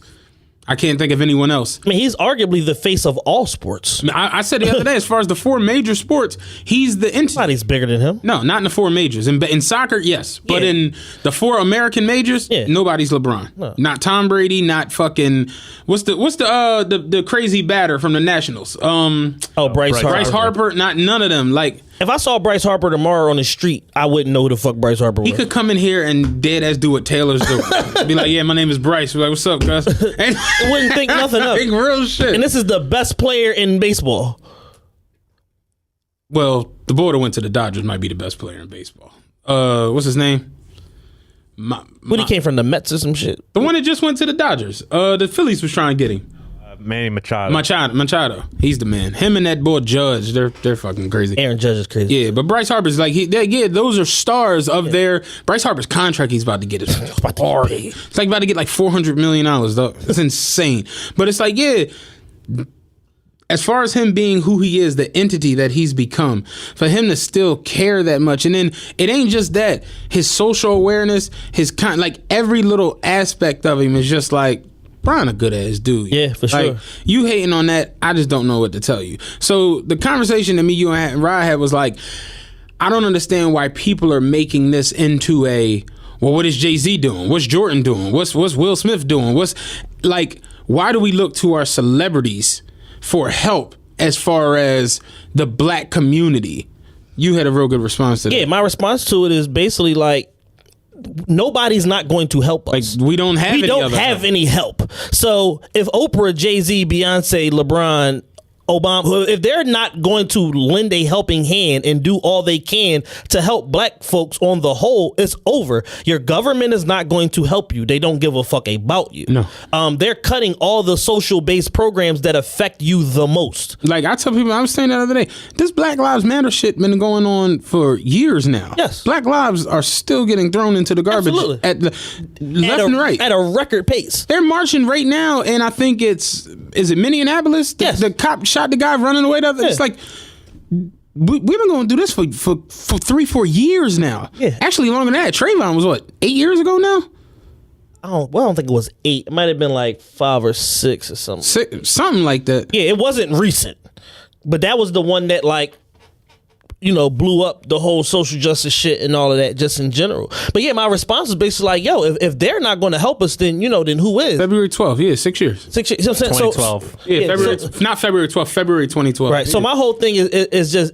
It's like, yo, you look at like the TV and the news media, and you see somebody like Jeff Bezos, and all I ever hear about is like how richer he's getting or what company he's bought. Did y'all see the John I sent you today? Because you know I'm looking to do the Department of Defense contracting. Yeah. So I just was like reading articles or whatever, and it said Amazon is looking to score a $5 billion contract with the Department of Defense to be their cloud provider, and a $10 billion contract with the Pentagon to become the sole cloud provider for both systems. I'm like, they might take over the world, dog. Like, absolutely. Like, dog, like when you signing $1 billion contracts to where you're running the Department of Defense, you're running the Pentagon, like you're privy to, like, think about Facebook with Zuckerberg and all of his the information scandal, like, and all you that got shit. all of that shit at your helm. I'm like, y'all saw the end of iRobot. Like, this it might get crazy. Yeah, so it's like, so you take situations like you know, like Bezos and shit like that, and it's like, yo, all we hear is like how much money you making and what company you just bought and this and that, and it's like, yo, I challenge a person like that the same way I challenge a sports figure to say basically like, yo, what good does it serve a person to have all the money in the world if you're not helping the people that need it the most? True. It's just like, and then with black people in particular, it's like, yo, we know what we come from. We come from nothing, literally. Like slavery, poverty, heroin, the dope era of the 60s and 70s, the crack era of the fucking 80s and 90s. Now the whole opioid shit and all of that shit. And the prescription drug shit. The whole judicial system, like every little thing is against you. And then to have slavery, segregation, Jim Crow, the whole judicial, you know what I'm saying, the disparity in the judicial system hanging over your head, that whole period. We never got let up on, like, at no time. Like Brown versus the Board of Education was 55. Like, damn, slavery ended in 18 something. Yeah. like, so all of that time, you still had all of these problems in the desegregation era. And then even after the Civil Rights Act of 1964, you still got all your black leaders getting fucking, all the prominent black leaders getting murdered. You got fucking random acts of fucking, you know, domestic terrorism against black people. And if our own people who identify with this and know their history, know where they come from, and all that. If they're not helping, it's like, well, goddamn, you're hopeless. Like your only hope is to fucking develop a fucking app and become mega rich, or learn how to shoot a fucking basketball. Go hard to the baseline. Like, that's it. Because even in the NFL, they're not creating no generational wealth over there because they getting bullshit contracts. They just now starting to fully guarantee rookie contracts. Think about how long the NFL's been around. Yeah. Just now in 2018, they're fully guaranteeing the top 10 picks rookie contract. Like I watched dudes from the NFL who had stellar careers, like be fucked up Have when it nothing. was all said and done. Yeah. We saw the fucking Broke documentary on fucking on 30 for 30. So with all of that being said, it's like, yo, if a person who looks like you is not going to help you, and they have all the resources, all the network, all the money, all the people at their disposal, they can call this person, they can call this person, they can mobilize these city leaders and do. If they're not going to do it, nobody's not going to do it, and you are fucking hopeless. So there is a responsibility of people to give back. It's called philanthropy. It's called social responsibility. And you don't have to do it, but just know it looks bad if you don't. I was saying it to a couple people the other day, we were talking, and I'm like, honestly, I feel like we need to start holding people accountable. For sure. For certain things. Like, it's cool for, like, you know, Meek to show you the paddock or the Richard Mille. You know what I'm saying? That's cool, but it's like, you should have some other situations going on. And not just in any, like, people literally have gotten to the point where it's like, all they want to do is see the celebrities floss on IG. Yes. That's it. Motherfuckers, we love Floyd Mayweather, Dan Bilzerian, Meek. Who's another one that's got a crazy page people love? Will Smith. You know, we love all these different things, and it's like, what LeBron just did, it should set a precedent. And that should just be I don't want to, like, I saw an interview yesterday where Floyd talking about 50. The headline was Floyd talks about the beef with 50 Cent and shows off his $18 million watch. I ain't even click on it. I don't want to see an $18 million watch. You know what I'm saying? I watched it. The guy from Complex was like, I'm not touching it. I don't even, like, it's just so absurd that you have something. I don't even want to be responsible for touching something like that. Why do you have it? My thing is, it's cool. Don't get it fucked up. Like, you worked hard as shit. Cool. Go buy what you want. But on the same token, 18 million can change lives.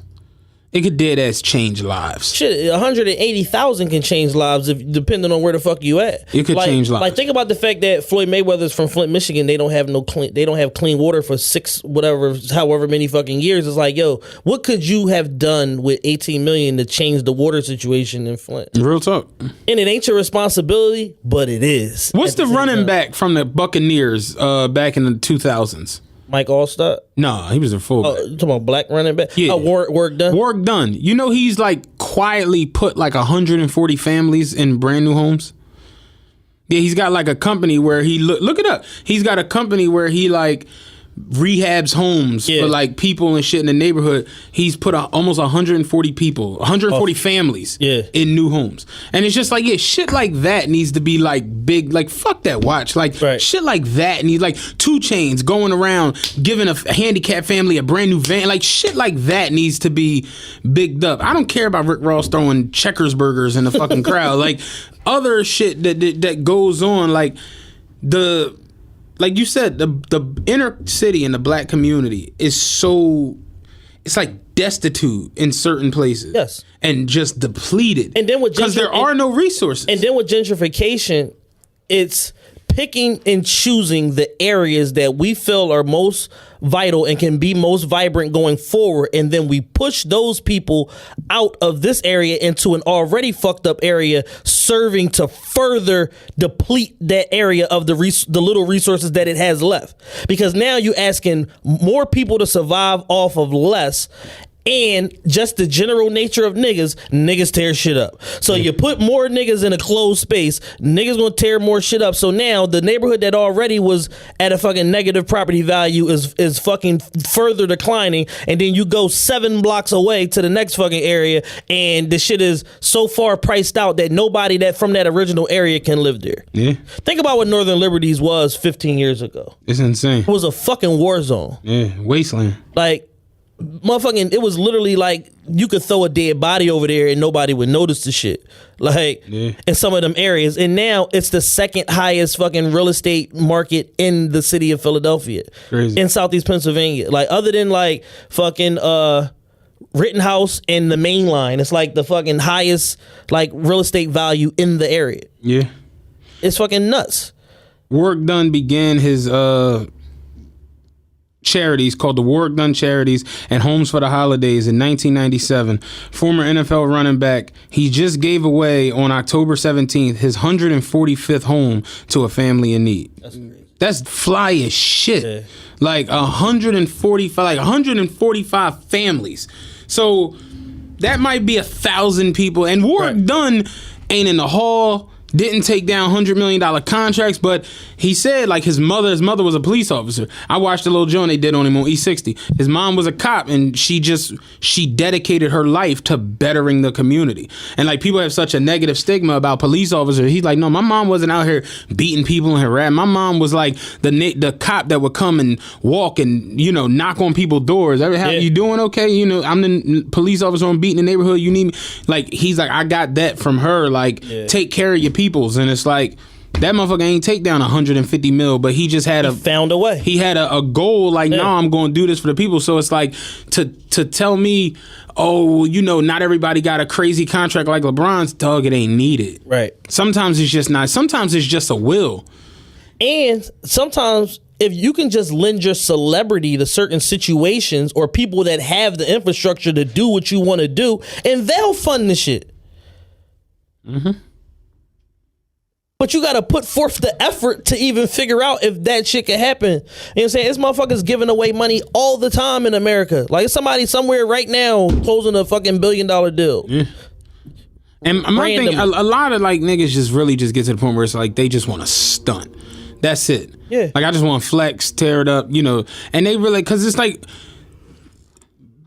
big names, huge names, Migos, Drake, Future, like it's dudes out here that's really making millions of dollars hand over fist. Yeah. And it's like, yo, I'm not necessarily telling you, yo, you make 100 million, 20 of that guy come to because that's extortion. But it's like, no, making sure, like when you see that, I think they said Drake is responsible for $400 million. $440 million of the Toronto economy. It's like, you good. Keep your 100. You know what I'm saying? It's like, yeah, you literally help your city. Yeah. You like LeBron leaving Cleveland and then coming back to Cleveland. You saw the impact that had on the sandwich shops. Like everything is, tourism is up, everything. So it's like, yeah, it's sometimes though it go a little bit deeper than that. And what, like you from Detroit, you got some things you got to work. For sure. You know what I'm saying? It's just the way it go. And I saw people this week like, oh, well, what's Jay doing? And this is another thing I want to end my y'all weird of the week. Jordan didn't invest in prisons. Can we stop that? Jordan did not. It's a white guy named. It's Michael. A white guy named Michael Jordan who is invested into privately owned prisons. It's not even like you can't just go out and open a prison. You know what I'm saying? It's like they have it's basically like conglomerates and they own multiple situations or whatever. But what you about to say?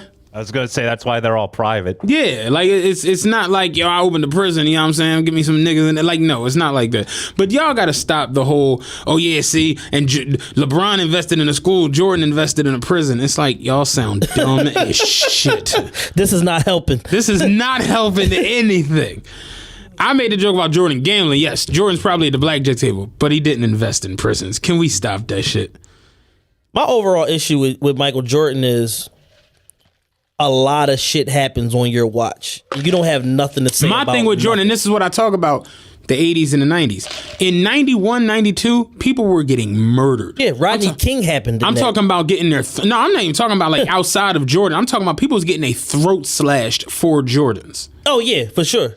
It's like, I've never even seen him acknowledge it. I've never seen him show up like in front of the United Center, like, yo, what happened was bad. Like, no acknowledgement, no nothing. Like, just like, oh shit, that shit crazy. Like, You remember when the Concords came out? yeah, a bunch of kids got hurt and killed about them fucking If you ever get a chance, it's the most ignorant ass video. They was doing a news report live from the mall. It was down south somewhere. I want to say Kansas City. I know exactly what you're talking And about. the bull was like, yeah, man, people was trampling people, man, because they couldn't get their Jordans, man. This is sad, man. I seen kids with tears in their eyes. And he was like, did you get the Jordans? Oh, yeah, I got mine on right now. And they go, but And we got something for he was sale. like, and we got something for sale. If y'all need some. But yeah, it was sad seeing the kids cry. Like, how did this shit make television? It's just like, yeah, man, like, people really went stone cold crazy for Jordans in the late 80s, early 90s. And the fact that he's still selling the Jordans from the late 80s, early 90s is just like, Come on, fam. come on, Mike. Like, you might, like, and you a billionaire. Like, you ain't 1 billion to you 3 billion. Yeah, you a legit billionaire. You might gotta like dead. And Chicago is awful. Granted, you ain't from Chicago, but you are Chicago. You earned your fortune there. You are Chicago. Like AI, not from Philly, but he is. Like Jordan. Like, I'm just keeping it being. Jordan might gotta come down and put like 350 on Chicago. Like, I'm not even trying to be funny. Straight up. Like, you might gotta go down there a couple schools, a couple art institutes, like program. Like, Jordan wouldn't even miss no foul shots for no free sneaks. Like, come on, Mike. Like, the kids can't get no free you on some shoes. shit, dog. You on some shit. Oh Mike. no! Oh, about the shoes. How many kids here? I'm knocking these down. Y'all bugging. Y'all tripping, No, nobody in my face. No hand in the face. bitch. Please. I'm banging all these. And it's like, no, like when you that level, like Oprah, like, it's cool to build the schools in Africa, but It's domestic issues that's going it's on. domestic issues too. And again, like Rod was saying, is it really Oprah's fault? Because it, like, the politician, I'm like, it's not that it's Oprah's fault or Oprah's thing that's what she should focus on, but they not worried about it. Right. So if they not and we not, Who is? Nobody.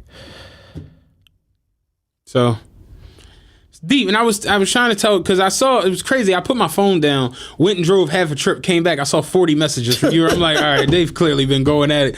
And I'm just like, that's why I told him it's deeper than just, oh, it ain't the politician's problem. And I'm like, Mike said it best, like, we are the world. Like, you know what I'm saying? Like, if you don't look out for your folks, Yeah. who gonna look out for them? Nobody.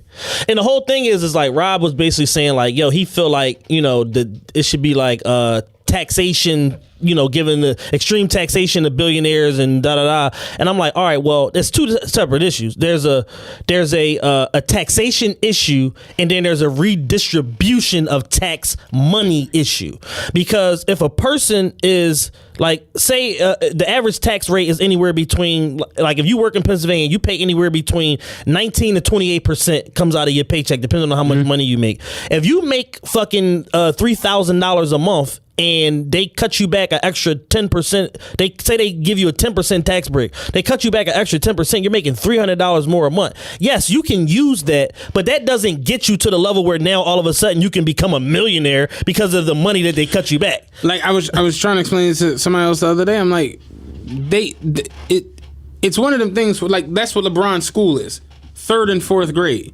Because by the time high school comes around, they probably already too far gone. Right. It's like you can't just show up and put a nice looking house on terrible foundation. This shit's gonna crumble. It's just the way it go. So it's like, yeah, you can't just show up in the hood and be like, yo, y'all got tax breaks and you know, it's lit.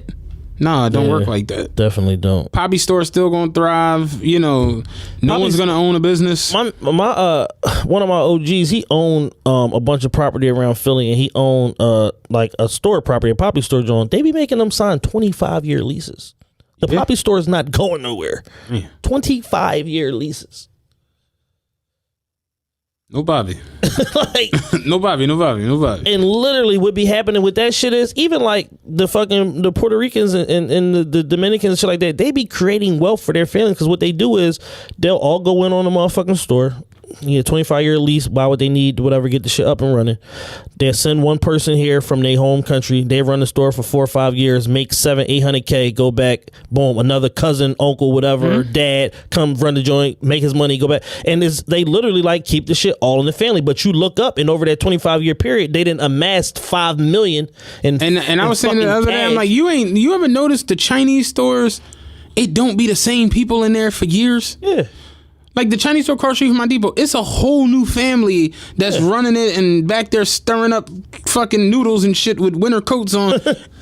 5 years ago, it was a whole different family. A couple years before that, it was a whole different family. It's just the crazy part is with them, they don't put jack shit into the hood. Oh, nothing. Nothing. They barely put salt down when it fucking snowed. They All don't export. nothing. Nothing. We gonna buy what we need to keep you niggas fed, and that's it. I walked into the Chinese store. It was the funniest shit ever. Cross street from my gig. I walk in the Chinese store. Black boy with a beard is behind the glass. Scared the shit out of me. I'm like, I back out the store. I'm like, oh no, he robbing this Joe. He was like, you all right? You want some? You go ahead, you can take care of him. He was the like the motherfucker that go around checking to make sure you ain't selling cigarettes to 18-year-olds. Oh, yeah, shit. because he had a badge and all this. I'm like, yo, you scared the shit out of me. He was cracking up. I'm like, dog, I walked in to see this nigga behind the glass. I'm like, oh no, boy. This a Sam Jackson moment from Yeah. fucking Coming to America. I'm talking about, boy, this big ass beard with little dreads was behind the fucking counter. I'm like, yo, I don't know what the fuck, boy. I'm going to it, but I'm out. I'm definitely not part of this. But then I peeped, he had a badge and paperwork, and they was showing all this shit, the licenses in there. I'm like, oh, okay. Yeah, he the motherfucker making sure they ain't selling shit to 18-year-olds. I'm like, yo, what the fuck? But it's like, yeah, they don't put jack shit back into the community. And it's like, that's why I don't frequent them. I'd stay away, like, because they don't fuck with you. Come in there without $5. They can see you every day. You ain't eating? I went in the Poppy store one day down the street from my gig, and it pissed me off so much. They had motherfuckers got shit on the counter, like taped to the counter. It was a fucking index card that said no credit, so don't even ask. I was like, God damn. We ain't paying the fees. You can do that shit. No, I mean like no store credit. Oh, no store credit. Like don't even ask. It wasn't taking credit. Oh no, it said no store credit, don't even ask. I'm like, damn, Poppy.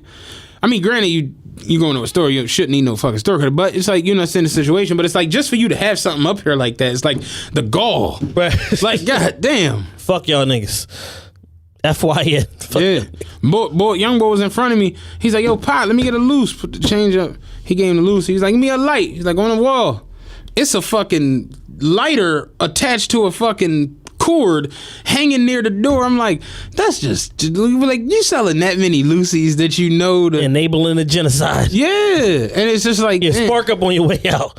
That shit crazy, man. And motherfuckers don't think it's odd or like weird. Yeah, because we normalize abnormal fucking behavior because the circumstances be so extreme. We just get used to the shit and then we just compartmentalize it that it's like regular and it's fucking not. Like, I want to stay on this theme with everything we're talking about right now.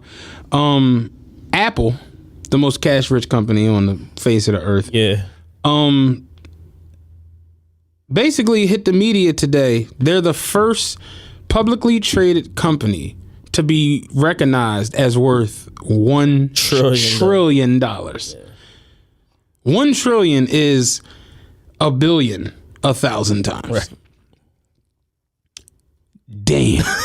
Like, and it goes back to what you were saying earlier. Like, is this shit good for the planet? This is the type of shit that Teddy Roosevelt would have broken up a long fucking time ago. Not even Teddy, dog. Microsoft. Like, when Microsoft took out Netscape, a lot of people don't really remember that. That was like, wait, y'all gonna have this shit on every computer that come out? Like what? Like, no, this ain't cool. They straight tried to take Bill Gates the fuck out in 2000. Yeah. Well, actually, before that was like 90, 97, 95, 97, one of them. But it's just like, I get it. It's like, we live in a capitalist society. You can make and earn as much money as you fucking want. But after a while, it's like, you kind of have an unfair advantage over everybody. Over everybody. Like they're literally like suing all their competitors and winning every time. Like they sue Samsung once a month and win. This is just how I knew where it's like America just might not be for me. The worst mass shooting that has ever happened on U.S. soil, the Vegas, the concert. What was it? 61 people got killed. MGM sued all of them so that they couldn't sue them. I'm like, 61 motherfuckers lost their life out here. Another 100 and something shot. MGM sued the victims and the families of the deceased victims so that in return they couldn't sue MGM. I'm like, that's the most insane shit I ever heard in my life. That's the most trifling shit. I'm like we really are America done. Oh, for sure. And my biggest issue with America is being and living in America from a kid. At different points in life, they try to ingrain in you that this is the land of the free, the home of the brave. You can do whatever you want. You can achieve whatever you want. This is the best nation. Nobody lives as good as us. Nobody has the civil liberties that we have and blah, blah, blah. But part of the problem of living in fucking America is we have almost too much civil liberties and motherfuckers just do whatever they fucking want. And it causes mass shootings and fucking Unabombers and all types of bullshit because people have access to shit they shouldn't have access to. Right. So maybe motherfuckers need a little bit more policing to stop the bullshit, but that's part of the fear machine. It all serves to go in part of the fear machine and the propaganda machine that they sell you of, oh, you need to do this. You need to give us access to your information.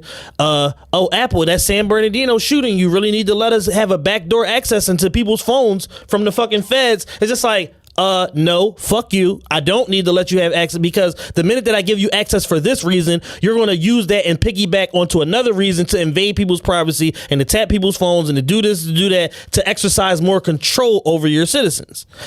And then you go to other foreign nations and it's like, there's no crime. There's no poverty. There's no fucking trash on the street. But you've been telling me for 35 years that this is the best place to live. And it's like, how? Girl, he said in Qatar, they don't even show violence. Like on TV and in movies. Yeah. He said he went to the movies to see, I forgot what movie he said he went. But he was like, it's no way, this is the fuck. But they took all the violence out. They don't show nudity. They don't show nudity. That shit isn't embedded into the skulls of the youth to where it's like look at us back in the day. Watching shit like Family Matters, watching shit like Step by Step, watching shows like even Roseanne, watching show like The Cosbys, watching shows like Living Single. Like Living Single was literally 4 different women. One of them was a magazine editor. Well, she was a magazine editor. One was her assistant. Regine does what Sean does, personal shopper. Yeah. Then the other one was a lawyer. Then Kyle was a lawyer, and Overton was like a janitor. They all had jobs. Nobody was snaking each other. Nobody was doing foul shit. Right. You watch shows like this, and it's like, yo, this is how life is. There are none of these anymore. You know what the kids watch now? Love and Hip Hop. Reality shit. Yeah, and that's exactly where I was going with it. I'm like, on any given Monday, like in Qatar, there's no violence, no nudity or whatever in the media, but here in America, on regular basic cable, on any given Monday, I can see a big butt chick getting her head slapped off with her titty falling out. Like, how is this possible at 9 o'clock at night? Like, how and why is this possible? I tried to not laugh right there. But that's the reality of it. Like, you just this past Monday, and I'm guilty for even watching this shit. Fucking, there's a whole wild goose chase surrounding A1, his wife Lyrica, and Safari, and him trying to find out did his wife have sex with fucking Safari. This is the whole theme of the show. 60 minutes. It don't take 60 minutes to find out if this goofy ass rapper fucked your wife. It's a 2-minute conversation. Did you fuck my bitch? Yes or no? And then it's, do I believe you or not? And then what I'm gonna do to you when I see you. They have spent 60 minutes on this wild goose chase, and I'm locked in watching this shit. Like, I don't watch any of it. I wonder what's gonna happen here. Like, you know what's gonna happen. Somebody gonna get their hand slapped off. It's one of them shows my girl watch. It's one of them Real Housewives. I don't know which one, but I'll see it when she has it on. The young little light skinned bitch on the show, she like 23, 24. She married a 60-year-old white guy. Of course she did. And, you know, he rich and whatever. And she wants a baby, but this motherfucker told her, I don't want to have one because your mom was like a piece of shit with you, and I don't want you to like do that with no kid. And she was telling a friend, I think that's a lame excuse. I'm starting to think he only married me to have me as like a trophy wife. I'm like, starting? You're 20. The fuck is, I was looking at my girl, I'm like, motherfuckers who watch this shit and really be like believing these stories. I'm like, it's no way, this shit has to solely be for entertainment. And it's like, no, because there's no way people are this dumb. You know what I mean? And I'm just like, but they are. And that's the thing. And that's another thing what sucks about America. We have produced a nation of fucking idiots and morons. How do you think Donald Trump gets elected? A nation of idiots and morons fucking elected him because he sold them on some fucking old bullshit fucking race baiting politic ideals, and they went for it. I'm gonna give you guys jobs. I'm opening back up the pipelines. I'm opening up the fucking coal mines, and they're like, it sounds reasonable. I saw today a story that the Kanye West Yeezy brand is reportedly on track to become worth close to $1 billion, and like Chad says, people are just idiots, and like he always talks about the your issues with social media, how you have broke, poor, stupid people that just sit around and insult multimillionaires and billionaires. And it's like I was looking at the comments, and Shorty was like, "No shade, but I ain't buying this story. But whatever helps them sleep at night over there." And I'm like, you wouldn't believe a story that the Yeezy brand is closing like. The Yeezy brand. Have you seen the Adidas stock reports the last fucking 18 months? Adidas has Jordan brand. It's like, are we not believing this? What do you think is leading the fucking revolution, stupid? Then I saw somebody else say, child Kris Jenner got everybody thinking they a billionaire. And it's like, no, they really billionaires. No, they really billionaires over there. Like, no, they really up on a billion. But what's crazy is Kanye said this in his interview with Charlamagne, and that just goes to show you how much niggas don't like comprehend information. Oh, did you watch the Charlamagne interview with Kanye? Oh yeah, man, he was on some bullshit. They don't retain none of the information. Motherfuckers didn't even watch it. It was an hour and a half long. He was talking, and he was talking real shit, and he's like, yeah, we're a $1 billion brand, and we got a compound and da da da. Even Leo crumb ass was talking about how he went to Kanye compound and seen it, and how impressed he was. He's like, holy shit. I told Jules, because Jules, I was telling him, did you see the Will Smith Rap Radar joint? Yes, and he was like, no, he has on like it's the second best interview of the year. And he was like, what was the first? I'm like, Kanye and Charlamagne. Like the Kanye and Charlamagne interview was great. Yeah. It was perfect. It was greatness. It was a perfect interview. And it's like, like that. He said it all on there. Yeah, he literally said he told y'all 3.5 months ago, like, yeah, we're $1 billion brand now, and da da da, and we're the fastest growing one of the fastest growing $1 billion brands in history. Like, honestly, watching what Kanye did when he left Nike and went to Adidas, and watching Adidas completely change everything. Yes. Like watching the Boost, the 1.0. It shifted the culture. It shifted not even urban culture. Culture. I was going to say pop culture. Yeah. Like pop culture shifted because of Yeezy and Pharrell. Like, think about it like this. Every time... It was not so much Pharrell. Before Kanye started introducing his Adidas collection, he started wearing the Ultra Boost, the 1.0, whatever, and then he wore the OG, the one that had the purple cap. Mm-hmm. He wore the all white one, and instantly these shoes are going from sitting on Foot Locker shelves to being $450. Overnight, selling the fuck out, retail blackout just by him wearing it. So if he has that type of effect on a non-branded shoe that's not his, what do you think is going to happen when he puts his shoe out at a higher price point, no doubt, at $200 to $250 retail? Mm-hmm. And I think what was the Yeezy 750 was how much? What, $350? I was on $375 or something like that. Yeah. Retail. So it's like he's basically selling you a lower price point designer shoe. Mm-hmm. When you do that in volume, this is how you amass a valuation of $1 billion. And he didn't do it once or twice. He did it every time. This nigga, like, dog, it's literally, how many 750s is it? 6 or 7 of those. The 350s is a good 7 or 8 of them. Then the V2s is a good 6, 7 of those. The 500s, the 700s. It's just like the Calabasas. I forgot all about them. Yeah, like 4 colors of those out. It's just crazy. And then all the fucking apparel. Yeah.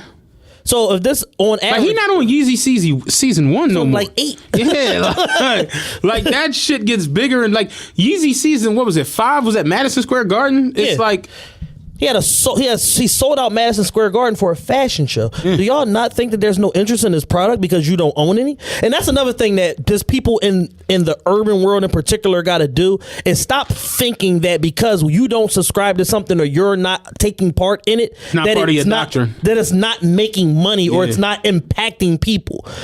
That would be like me saying, "Oh, Taylor Swift wants some Taylor Swift bullshit." I'm like, if I'm about Taylor Swift, she's selling 1 million out the gate every time. So just because I'm not listening to fucking to her albums doesn't mean that it's not impacting. Like the boy earlier elsewhere. that said Scorpion came and went, and the boy like, no, he has the number one song and the number one album. Yeah, just because you listening to Griselda Records doesn't mean that Scorpion is not doing what like, the fuck he's doing. He said it best. Just say you don't like Drake and go. Yeah. Like, but to say that people you be sound trying crazy. to get their shit off so much that they'll ignore all the facts. And we live in the information age, and all the information is either right in front of you or at its disposal. They're shoving the Drake information down your throat. So if you're not consuming it, then that means that you're not in the places where the majority of fucking news and culture and cultural happenings takes place, because it's everywhere. It's in the mainstream media. It's not just on the fucking music sites that are reporting this shit. Yeah.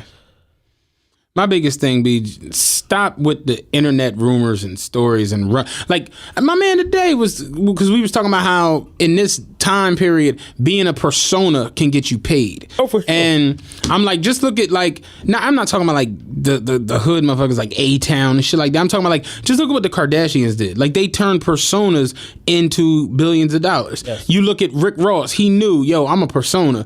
Let me go get paid over this. Let me get the checker situation, the Wingstop. He's a smart ass businessman. Puff even. Like Puff's been a persona since the 90s. Absolutely. Snoop Dogg changed. Snoop was on trial for a murder. Got past that, got away from Suge, and he turned that shit into 3 fucking television shows on MTV. Pepsi commercials, movies. He has Martha a fucking Stewart. cooking show with Martha Stewart. Like he has a game show on fucking TBS. Dog, he's on. Yeah, he literally is on roast now. Like I said, who was the best player on the Bulls in the 90s? Michael Jordan. Who was the second best? Scottie Pippen. Who was the second biggest name on the Bulls? It was Rodman. And it's like you look at Rodman sitting on the stage with Bruce Willis at the roast. Then you see Rodman hanging out with Trump and fucking Kim Jong-un. It's like he's a persona. Yeah. That's why he was in movies. That's why he was Dennis Rodman hit the New York Times bestseller list. Like you don't do that and not be a fucking persona. That's what makes Charlemagne so fucking popular. Yeah. It's like, so he was talking about like Shiggy, and he was like, yeah, like look at the young boy Shiggy. Like I'm like, yeah, he was at the ESPYs. They ain't got shit to do with sports. Right. He's like, yeah, at the ESPYs, nigga got 250 from Drake. I'm like, well, that was That didn't happen. He's like, that shit ain't happen. I'm like, where'd you see that? He was like, somebody posted on the gram. I'm like, you know, because somebody posted it on the Doesn't mean gram. it's factual. It's not. That don't mean it's true. He like, nah, you right. You do know these same people that post shit like that go do videos with Gungeon. Like, so that should just tell you like where their fucking mental capacity is. Them videos is getting crazier and crazier, man. Because it's like I said on Twitter a month ago, motherfuckers are sitting at home with a notebook out, like writing down ideas on how to go viral. They're like, yo, I'll figure the idea out first and then I'll write the rap later. Yeah. And the saddest part about all of this shit is what? Saddest part about what? About the whole production of these videos. What is the most like annoying part about it? I mean, the saddest part is that it's just not getting anywhere. No, the saddest part is how are y'all getting all of these people to come and be a part of this dumb shit? Well, I mean, because that's what people, like we said it earlier, motherfuckers want to be a part of shit. They don't give a fuck what it is or what's going on or if it's any benefit to their lives or value.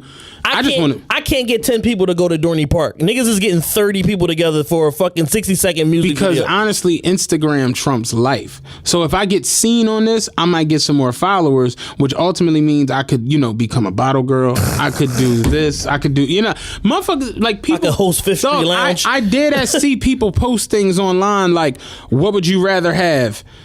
Dinner with a millionaire, $250,000 cash, 5 million followers. I'm like, what the fuck is that on?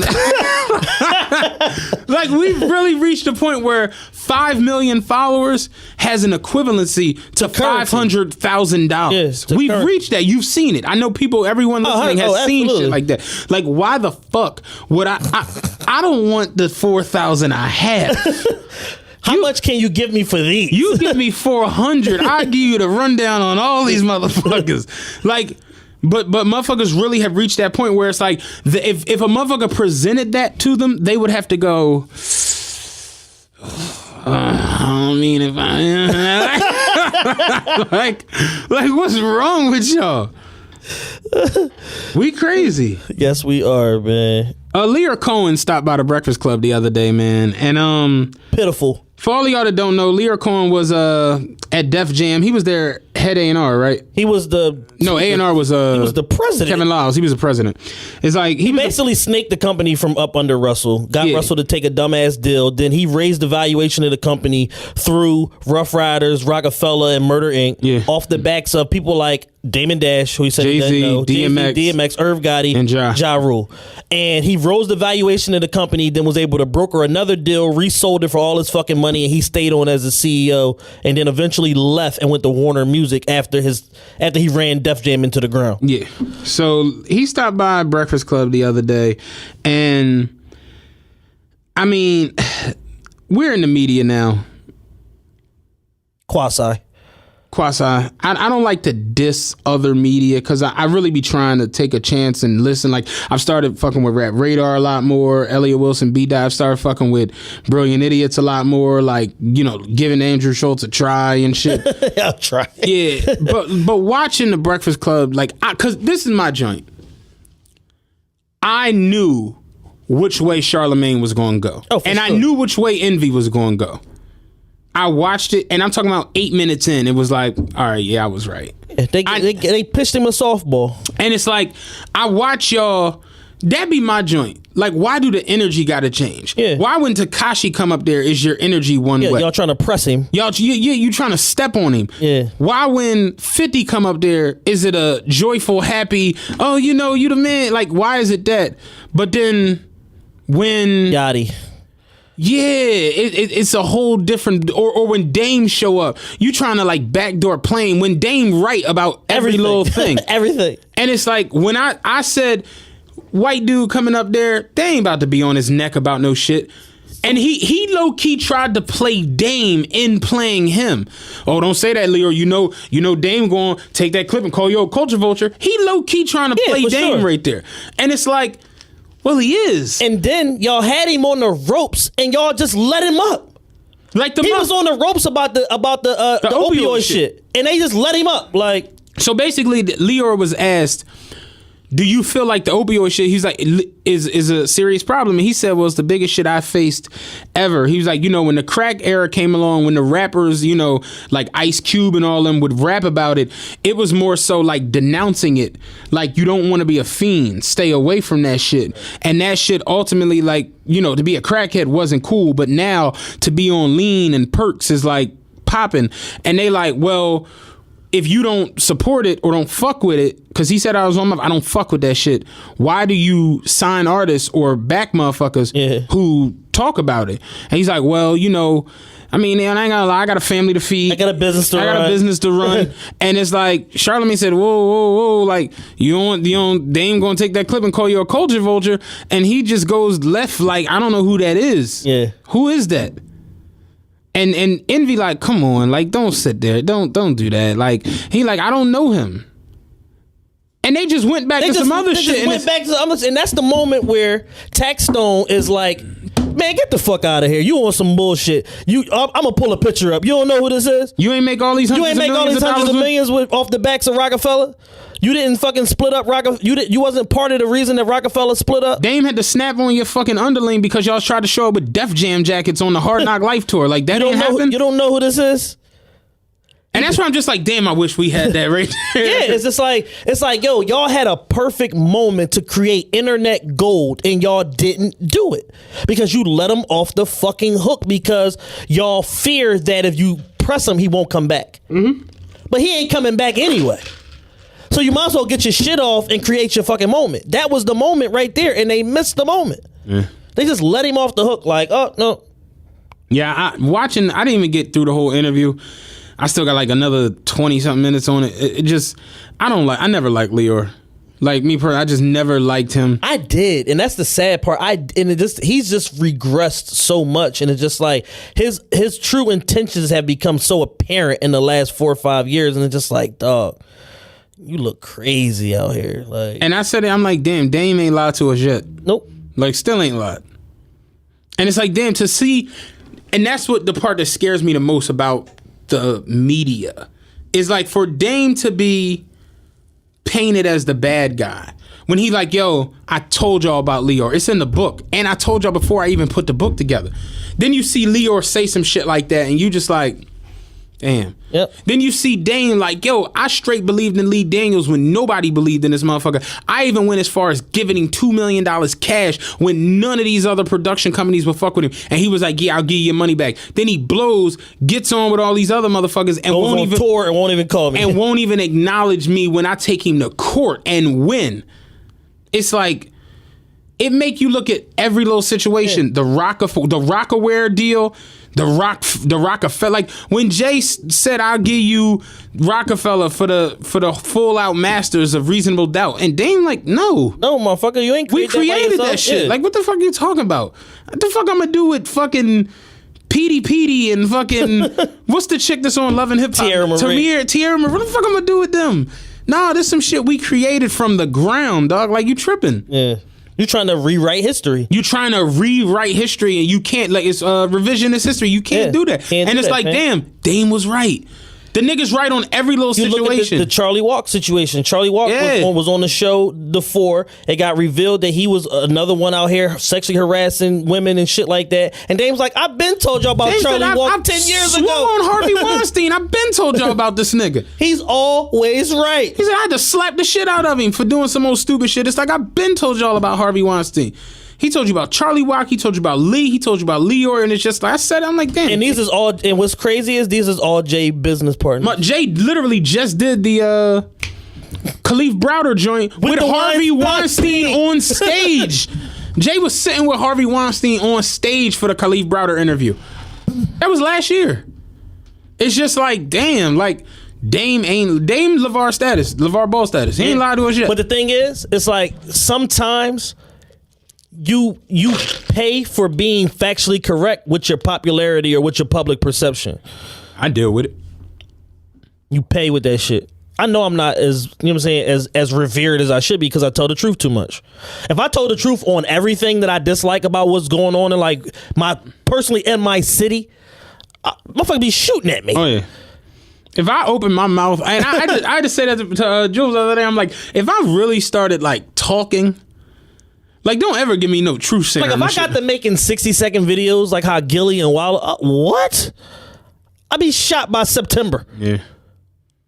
And that's the thing with like people. People hate to hear the facts when it's some real, like, don't get me started. You know what I'm saying? Because I'm gonna go left quick. T, how we on time? We done? We wrap? All right, wrap it up. All right. One last thing, man.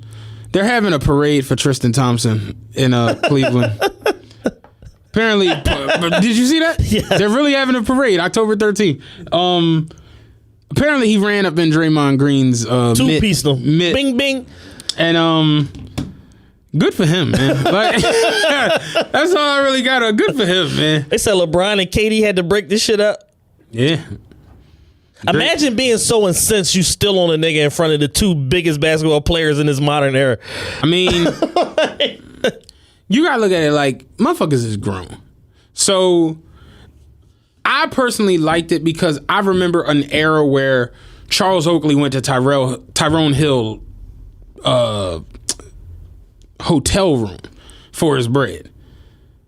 Yo, come on, Mr. Oakley, you can't be here. No, this nigga owe me 60 grand. Fuck out of here. Oakley wasn't bullshitting. And it's like, that was real. Yeah. Like, I remember a time period where Rasheed Wallace waited for Marcus Camby waited for Danny Ferry at the fucking bus. Like, no, I'm a fuck boy. Like, y'all got me, I'm fucking him up. They like, nah, you can't. Fuck all that. I remember a time period where Latrell choked out PJ Carlissimo. Fuck is you talking to? That's just dope to see. That's real. Right. That's real raw emotion. Like, yo, you're not gonna talk crazy about my BM. You're not gonna talk crazy about me. And then when I go to shake your hand when it's all over, you like, oh, that wasn't trash talk. That was for real. Fuck you, nigga. See me out here. All right.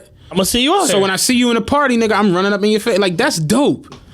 Yes. Had that same energy. Yeah, keep that energy. Yes. I was happy to see that. That was pretty cool. And of course, Draymond, like all the real niggas do, took to Instagram to try to talk about how motherfuckers ain't getting no rings or no money. Ain't that fucked up? That's how you know somebody got their ass whooped. Oh, for sure. When they're allegedly the victim and whatever, when they start getting on the joint like, yeah, y'all ain't getting no rings, y'all ain't getting no paper, it's just like, yeah, he got his ass whooped bad. I was cracking up off of that the other day. But I ain't really none of the other stuff I really care about. Did you care about Beyonce concert? I just cared about everybody wearing Yeezys to the concert. Yeah, I didn't really care. Looking like minions. Charlemagne got exonerated. I don't even understand why that became a thing.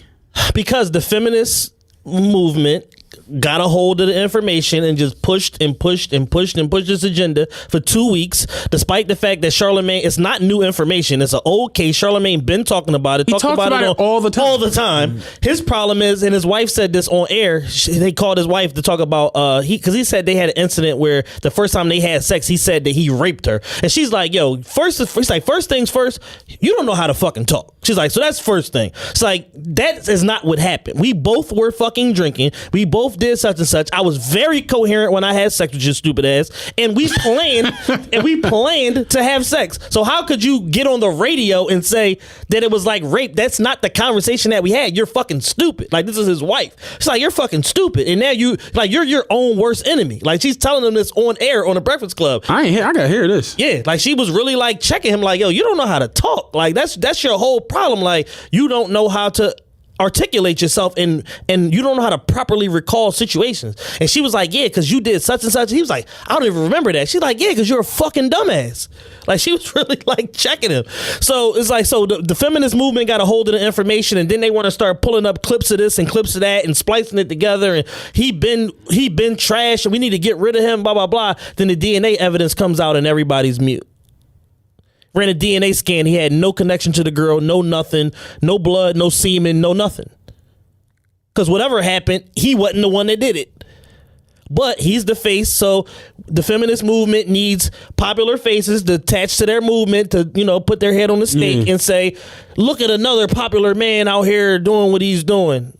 Got the wrong one this time, though. They be all right. Better luck next time, feminists. Yeah. Yeah, we got through everything. Hey, man. Shout out to Wise Vega. Make sure I go get his EP Party and Bullshit on all digital streaming platforms. Thank you for the bottle of Moet and for the Vega Mania shirt. I will wear it with pride, even though it's yellow as fuck and I'm yellow as fuck. I don't really know how that's going to work out. It'll be funny. Anything else? We'll be back here next week. You're gonna look like a warrior. I'm gonna look like the Ultimate Warrior where him and Hulk Hogan teamed up for the superpower. Yeah. I got nothing, man. Goodbye. Peace.